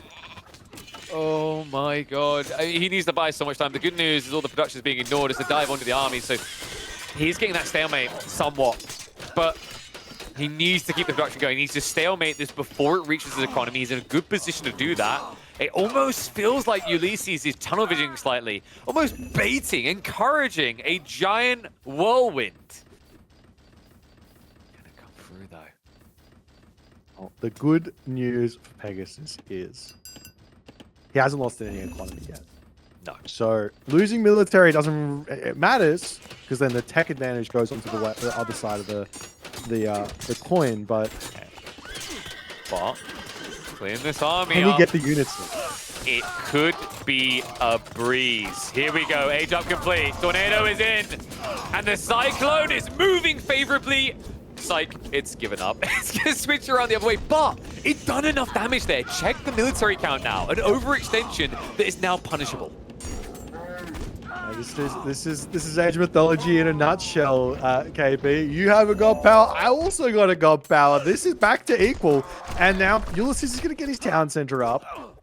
He's got a whole bunch of units queued up. This is a very, very poor military showing, or macro showing here from Ulysses. He needs to have more military buildings at this stage of the game. You've got 92 civilian units, maybe 1, 2, 3, 4, 5, 6, 7, 8, maybe 5 military barracks up here. That's not enough. You need 10, you need 20. Just get more military buildings down and spend your resources. And that is a waste of a settlement. Immediately has to fall for the ground. So that could immediately just be converted into more population for the Egyptians here. Really important that they try to take this down. He's going to force a defense. Second wave of Qataris do come in. Don't have to worry about the tornadoes this time. And it looks like Mythians are starting to arrive, so Beyblade mode gets activated. But this is Slingers versus Qataris. This is an expensive fight in which Pegasus is never going to walk away with a favorable exchange. I say that. What just happened? There's just no population. There was like 6 speeds. There's no population for Ulysses. It's all sitting in his military buildings at the moment. All right, well, I guess Slingers are going to be fine here to stand their ground. A small handful of space. It's almost like the Qataris were just not attacking the counter to them, so eventually that just turns around. Settlement is still alive. That's at least the one upside. It's not going to be quick to fall. It will buy some time here, but you're right, Ulysses. I mean, the production, 5-2, 6-2. At some point, you look at your queue and you question whether you have enough production, surely. I don't even think it's at some point. The metric you use is, do I have 2 units queued up? Oh, I don't have enough military buildings. That's literally all it is. That's the easy, like, if anyone wanting to get better at Age of Mythology, at RTS in general, 2 units in a queue, that's too many. 1 unit in a queue, that's how many you want. The way he just pulled this up again. I mean, every time, it's almost just encouraging the Qataris to go in, and they aren't doing enough. I mean, he has at least got the flames on the backside, so the siege is starting to help a little bit against this, but... No, the population is starting to look like it's favoring Ulysses. He's gotten his units out now. He's going to have to start thinking about getting some upgrades, but I don't even know if he needs them at the moment. Ulysses is making the push work here. Yeah, and there's no counterplay based on abilities, right? Like shifting sand, there's nothing to do with that right now. So a bit questionable at first, but the Qataris spam is starting to win out. The military advantage really rearing its ugly head in a situation where Egypt is still playing quantity over quality. Well, these spearmen are going to start becoming very, very strong very, very soon. I'm fairly sure he's gotten his Horus upgrades. I'm not sure I saw it or not, but on those spearmen, yes, he's got them both. So they should start countering the cavalry really nicely, but he needs to stop making those slingers and just going mass spearmen here. This game can turn back into Pegasus's favor here very, very quickly if Ulysses doesn't respect this and start making the right units. Fanatics, Murmillo, and he's going to be in a good spot. Still a hard hold right now. Like, even though you're countering the unit type, the military numbers do not favor you here. Qataris wave starting to get dented, but that's because about 10 of them peeled off to go off the economy, so they're on the second settlement of the Egyptians now, so that's going to be eco losses mounting up for Pegasus. He's still losing the fight here as well. And he's just queued up a ton of slingers. What is happening here? You've also got Ulysses is paying attention to this. He knows that the spearmen are going to become an issue here potentially, and he's also queued up the fanatic upgrade. He's got that that destroyer upgrade coming in as well for the palaces. He gets up, like, let's just say 4 palaces. He can make fanatics, and then what? Those spearmen, they stop being very helpful in this fight. And what does Pegasus do? Goes game 5. It's struggled to see how he's getting it together. Finally, that's the queue up we want to see. Spearman, spearman, spearman, spearman. But Fanatics already arriving.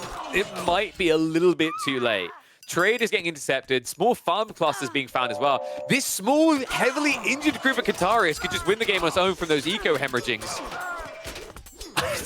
I mean, credit to him for trying to hold on, but Pegasus refusing to slip from the mortal realm. I don't think he has a say anymore.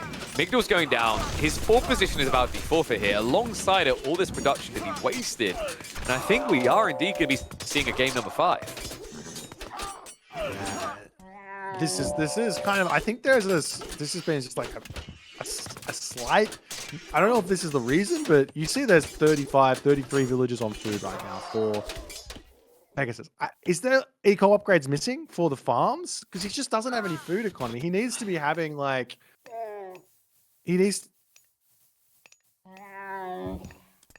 got flood control. He should be having tons of food in him. He's just not able to spend it. He's just not able to get himself the spearman numbers that he needs. He's getting close now, though. He's getting suddenly coming back up to population. It might be enough if he can get there, but it's going to be challenging.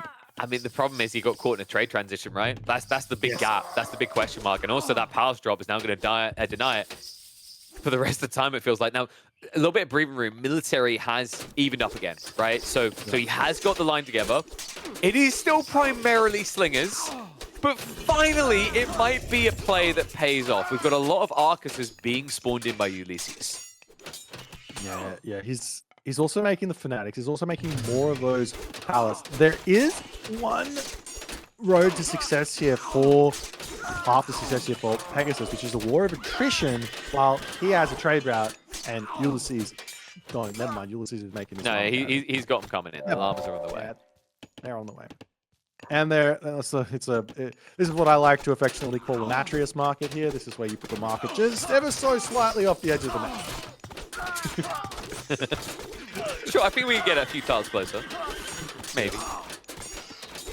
And the problem Yeah, is there's you no don't have advantage. blue. Look, so sometimes there's an advantage from Egyptian with the trade route because you can empower the market. But when you're playing against Gaia, they've got that channels upgrade, they've got that lush. There's no advantage to be had there. It's still going to be about both players getting roughly the same amount of gold, maybe even more for the Gaia player.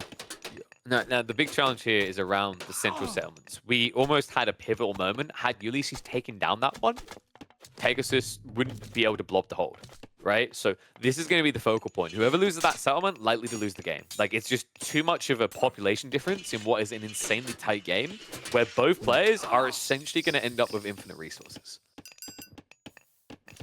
Yeah, and that's where things get very, very tricky because it's all about unit composition. And you can't just spam the same thing over and over again. But we've seen the engagement come in yet again.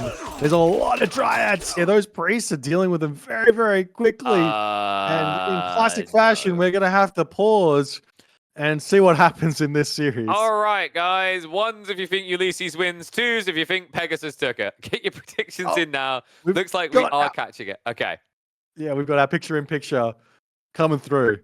Okay, so yeah, save the comes in day. clutch. Thank you very much, Vodka. Looks like we've got triple Palace on the trade. That has to be it. Surely that is it. Like, there's no way. Without the trade, he's got 1,000 gold in reserve. Front line isn't really making any progress either. No, I mean, there's enough military buildings out now for Ulysses to just keep spamming. So there's no chance that this army of Pegasus is ever going to start pushing through here. There's also, we haven't mentioned it, but these destroyers for Ulysses, they delete buildings. Not only do they delete buildings, but they've got a little bit of PS armor attached to them at the moment. They've got a lot of upgrades attached to them. Look at that, 90% PS armor. So they are not going down anytime soon to anything that is dealing PS. You need Axemen, you need Spearmen, something up there to deal with them. I think that's spread him too thin. You can see he's trying to pull resources to the mid doors, but he's also going to have to pull units because of the destroyers. So that's going to leave him weaker in the center. And we said, like or lump it, right? The trade is a conundrum, but also the settlement. If you lose that, you as good as lose the game anyway. So it looks like we are on the verge of a Pegasus defeat here in another Game 5 situation. Unless he can somehow muster rally, clean up those keeps, and I say about the next minute this is over because his gold is about to flatline.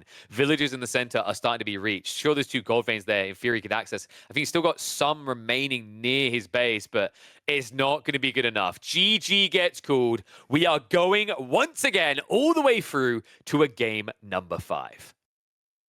Yeah, this was a clinical game here from Ulysses. He notices, well, you're not going to put pressure onto me. No worries. I'm just going to rush my Mythic Age out, and then that army you mass up, I'm just going to delete that. Pegasus did a great job in bringing it back with his own tornado. I was like, look, there's a world where it's not going to get very much value, but this was not that world. Pegasus did get value out of his tornado, but in the end here, he just didn't manage to get the Spearman numbers up such that he could force Ulysses off of those Contarius in this game.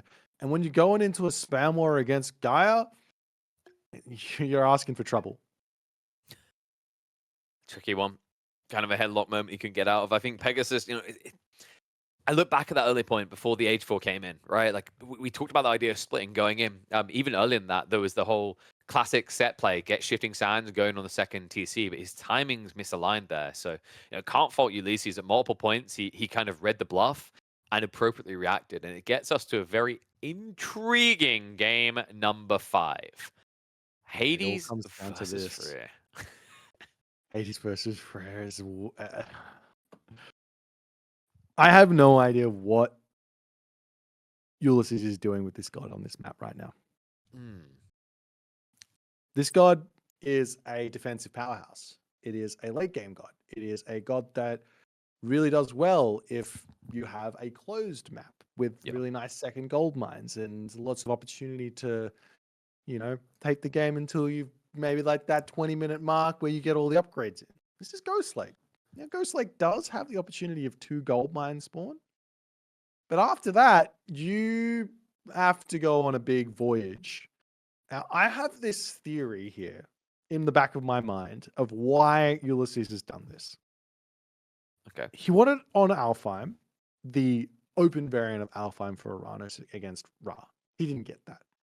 And he's gone on Freyr, on Ghost Lake here with Freyr. He wants that 2 gold mine spawn to give himself an advantage in this matchup. Will he get unlucky twice in a row, or will he get what he wants? That's the question. Now, here's another thought for it, right?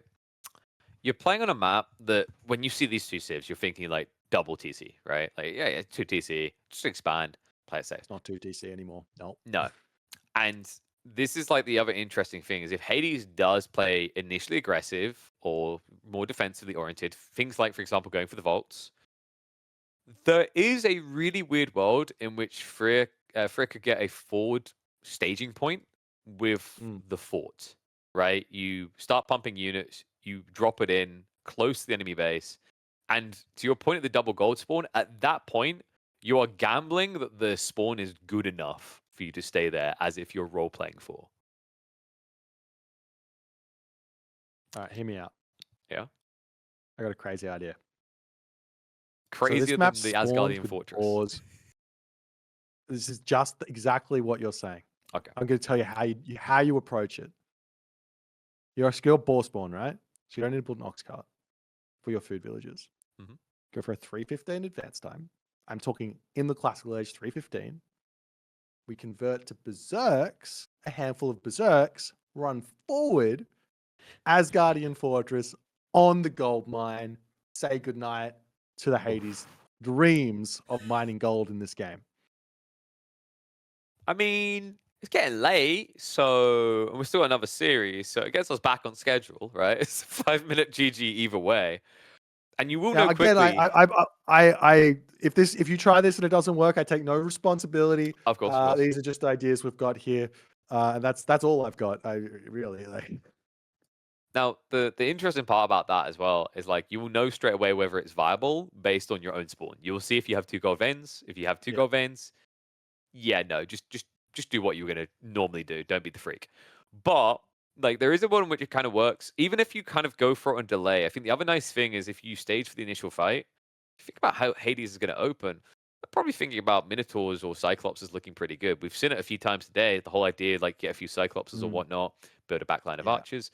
That's where like Almost- Oh, go ahead. Can almost guarantee that Pegasus is going Ares Right? in this game.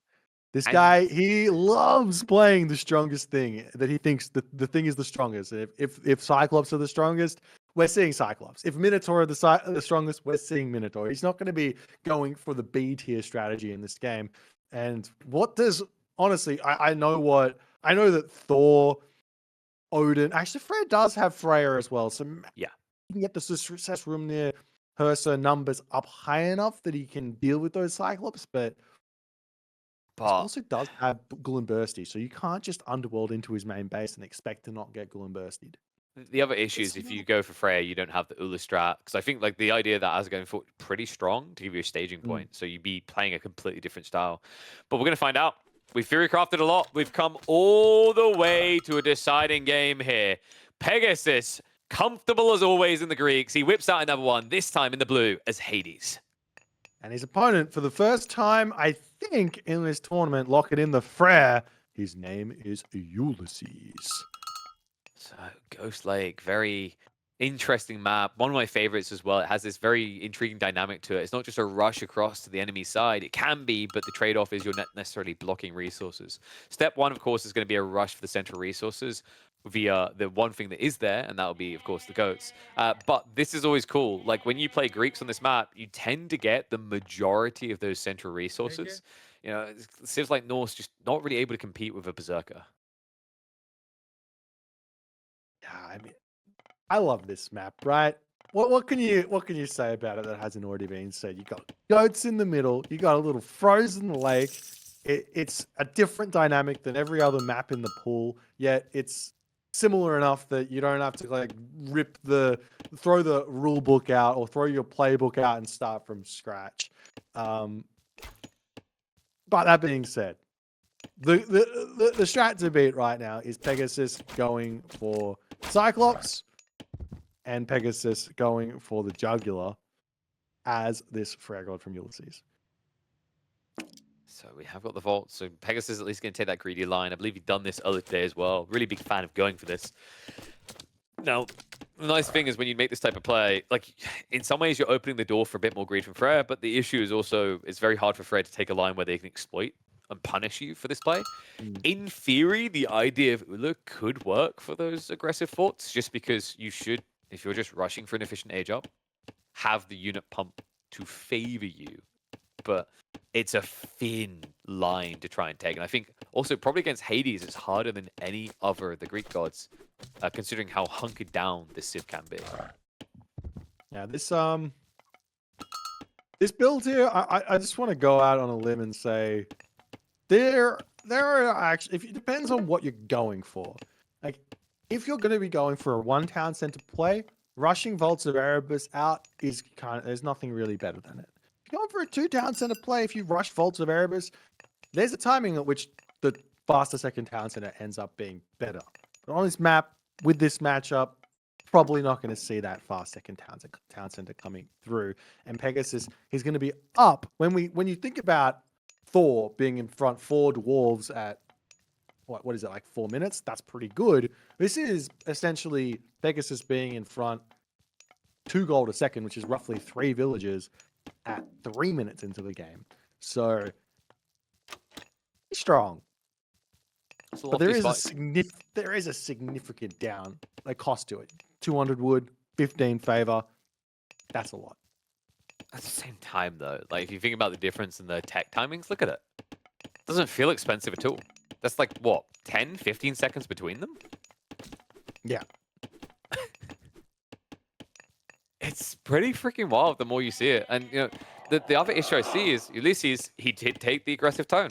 He's gone the cavalry route. He's gone for Frere. Now, this kind of in some ways, correct. He needs to try and do something about this. Otherwise, Pegasus is just economically ahead.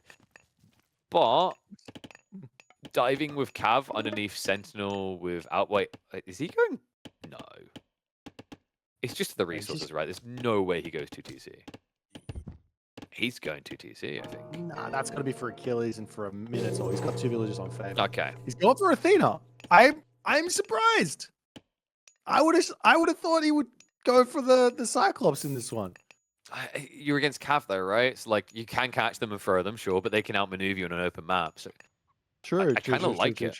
But the part I'm not sure I like is that play out onto the deer. Like, I don't want to say I would have felt better about a second TC, but this is a very open area. And yeah, that's why you're seeing him build the production here. He essentially needs to create a little sim city because the potential for this to be raiding, and he knows it is now with Freya, means he's going to be exposed out here. Yeah, I think part of what Pegasus thought was going to happen is, well, you're playing the new god, you have to play the new minor civ as well, minor god as well. And Ulysses says, nah, I like Freya. And that's kind of caught him off a little bit.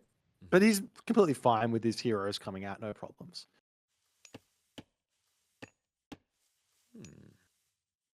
Ulysses...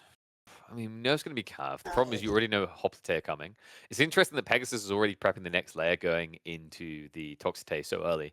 We are just getting his favorite little layering, right? Toxite, Hoplite, and we can't forget the Minotaurs at any given time. Yeah, and the thing is, Pegasus is going to show his hand pretty early here. There's 2 ways to go about going for Minotaur, or going for myth units as Greek. One, you can just save the favor and get them all out in a burst, maybe throw down a second temple if you really feel like it, but just get them all out in a burst and then catch your opponent by surprise. And the other one is just slowly add and add and add, and eventually you hit that critical mass and your opponent is like, I'm getting overwhelmed here by it. But the problem with that approach is your opponent sees it. And if I see 2 Minotaurs here and I see more villages on that temple, I'm going, all right, every single Minotaur I see, let me get like 3 Hursar out for it. Because that's roughly the cost difference for it. For how much it costs for the opponent to actually build the Minotaur, how much you can get for that to kind of keep yourself equal. And then it all comes down to micro in the main fight. But right now, Ulysses is getting pushed back. He's got a hunt operation going over here that he has no business being on. No, has to shuffle away. So he's not happy with that. He's trying to get some more infrastructure up here.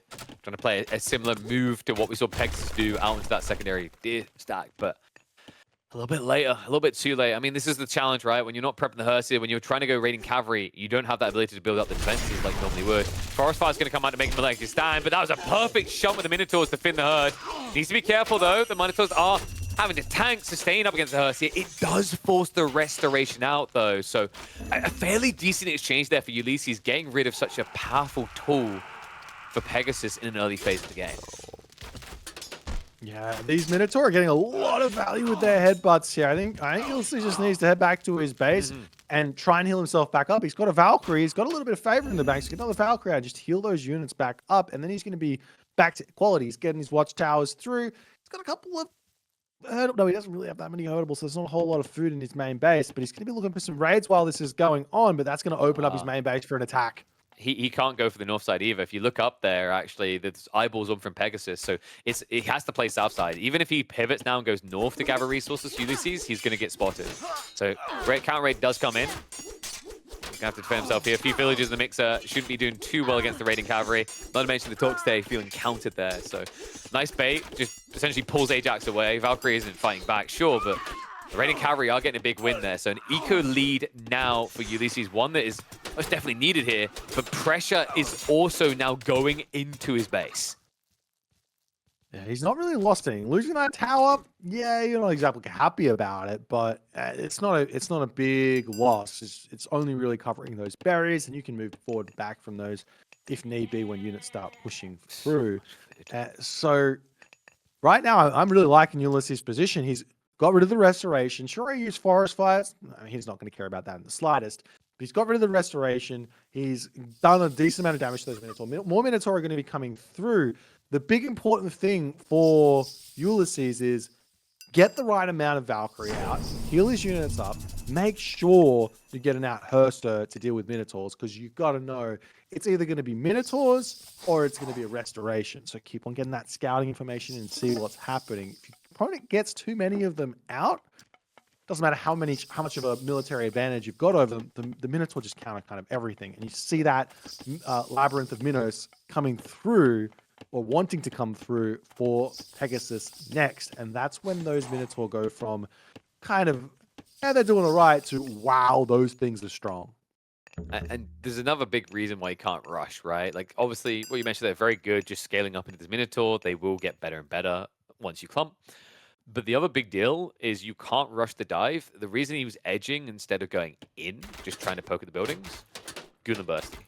You dive too deep, that comes out, it completely unravels the dive. We've seen it actually just target backlines like Toxtay all the time and ruin the plan. So patience and discipline are key here for Pegasus. He kind of just has to allow Ulysses to exist, but you don't obviously want to allow him to be too free on the map.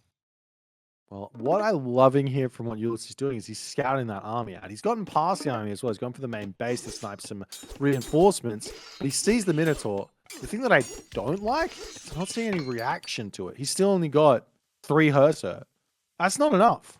He's got two Valkyrie, but those Valkyrie are going to get cleaned up by the heroes pretty quickly. So they're not really a counter at all. And we now have the tech up on the way, so bigger problems on the horizon here if the North's hanging around like this. I mean, Ulysses, he went for more military, right? Like, I think he's not playing up enough in the face because he's playing now out onto the deer as well as the gold. He's acting very hesitant. Like, obviously he needs to defend, right? It's weird that he takes that mentality when you consider that Pegasus has a fully static army, right? Like, the approach that Ulysses is taking is more typical in a cav v cav situation. Sure. Yeah, but yeah, this is going to be tough. I think I actually would have liked to see the Underworld here from Pegasus, just on the fact that there's 2 gold mines that are going to be grabbed. And you can just bounce between the 2 with Underworld. Curse, you can push your opponent back, but then he's still going to be on the other side of the map with that other gold mine. Plus, we're also going to be seeing Tempest most likely to come through. With see Bragi. Bragi's not a terrible idea either. But that's the pushback that Ulysses is going to be doing in this game. Yeah, and the problem is, like, you have the static element, right? Like, it feels like Pegasus has chosen a very specific timing to your point, right? Like, if he waits too long and Ulysses gets that age up, you're basically just going to go back down to hunker mode and think about age 4. Nemi in line, big roar coming in here. Not able to get too many hits, though. Slightly discombobulated there. If he'd been just maybe a second sooner with the Lion, you probably would have seen like a triple headbutt there. Doesn't find the big damage, and that's why he also doesn't commit the curse. But now he has to go on the offensive. Has to find a way of punishing this, because if he waits, Ulysses will get that age up. And it is indeed, as you said, going to be Ege coming through. And guess what? Pegasus, he didn't buy Labyrinth of Minnows. He didn't buy any more Minotaur. He didn't buy anything. He just has Restoration. What? He has second Restoration. Now he can just take this fight, no problems here. I mean, you just walk away though, if you're Ulysses, right? Just wait the Tempest. That's right. That's exactly what you do. But Restoration does give him some survivability through that Tempest. True, but the Minotaurs limited are getting kind of kited out. So he does spot the gathering on the north side, but the time it would take you now to move there is the tech timing. So you kind of have a choice to make here. If you go north, likelihood is your opponent's going to pull to south again, and then he will have his tech up. Because you have to be suspicious. Like, why else would Ulysses not be attacking you if it wasn't for the fact that he's teching? Well, that's the only thing. And one thing that Ulysses has been missing in this game, which is inexcusable when you're playing Frag, you get those cheaper upgrades, is his armor upgrades. They're only now coming in. And he is against the clock right now. He doesn't care about cheaper upgrades. He wants those armor upgrades in. He's running around the map trying to get gold in when he can. And the longer this sort of cat and mouse game is going on, the stronger that Pegasus army is going to get. A lot more hop taking added in, so still paranoid about the mobile element potentially coming down the line. I mean, it does get suspicious when your opponent has been weaving around you left and right. It's quite awkward to do this on Ghost Lake, right? This is the dynamic, is usually the spawns are leaned one way for each player, so you don't run into each other. But Ulysses somehow, even with that order time, has found a way to make this work, and now it might be about to get a lot better here. If he sees the gold, which he does, Raiden Cavalry can easily clean up all of these workers. Yeah, this is such a great move here, because if Ulysses is paying attention, he can just retreat his own villagers back and just continue this kind of back and forth game that he's playing here, and he can continue to raid Pegasus's villagers to get himself somewhat of an advantage here. But the problem is, at what point is he going to be able to beat this Greek army?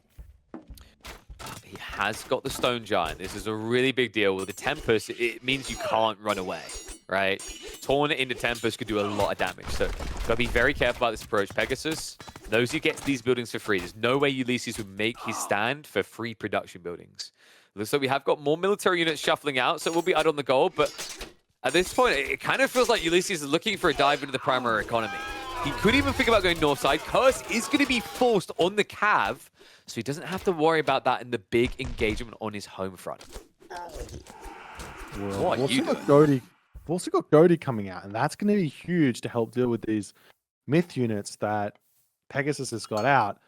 And the curse going down there, that's just that's Did it feel that's worth nothing. it? Yeah, like I don't think so. Like, there's he's just still so many raiding Cav. Like it's not gonna. I don't understand if he had like 10 and it stops him raiding, right? He's not gonna stop raiding. Well, one thing that it is missing right now is that heavy cavalry. It's now coming through. Village is going to be getting pulled off with the gold miners. Pegasus hasn't put up a fortress. This is the easy counter to this, is you just drop a fortress on your gold mine, call it a day. Any raids come through, you just kind of garrison. You can even drop sentinels there if you need be. The army's coming in. There's still restoration available, but Tempest is going to be here for Ulysses. And Ulysses, he's got to get his own raiding cavalry in there. He's retreating back, takes a little bit of damage here. So Giants, use a taunt. Tempest comes through. There it is. And the backstab's on the way, but nice DB line roar. Stuns the entire cavalry battalion, holds them back. Tempest damage completely offset here. He's confident in it. Pegasus stands his ground. Finally has to start shifting away as the cavalry reaches in. But the damage, they might have already been reaped. It's a double military advantage. That backstab attempt, shut down by the stun, gave him enough control here. Ulysses' army swept away, and it looks like a win for Pegasus.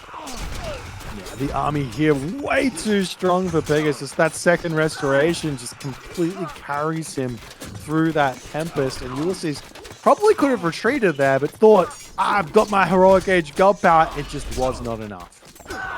This is the problem. That one rule, I think that ruined it all. It bought so much time for the Toxicate to just focus on the front line. Had they been engaged in a trade against the Raiding Cavalry, right, forced to kind of start a step away, maybe, but no hope at all. Pegasus, once again on his Greeks, will not be denied. And the road to Genesis is over for Ulysses, with Pegasus taking it 3-2. That was an insanely well played, methodical game from Pegasus, just waiting for that one moment that Ulysses is going to misstep. And he caught him out, and it's all over. I mean, you can't fault him, right? Pegasus understanding this Sif like the back of his hand. Like, his timing's so synced. And also the way he navigated that. We mentioned early on that game, it takes discipline the way he's going to have to execute this. He showed that discipline, that patience. And it's hard to maintain that patience when you're up against a Sif like Freya, one that historically, the way it's been viewed is it gets stronger the deeper the game goes for good reason. We have things like the Tempest. We have things like a giant exploding wolf to worry about, right? Like, this tends to light a fire on your ass to move fast, but he threaded the needle, man. Pegasus, he continues on through, keeps his hopes alive in the first EGC Mythology tournament.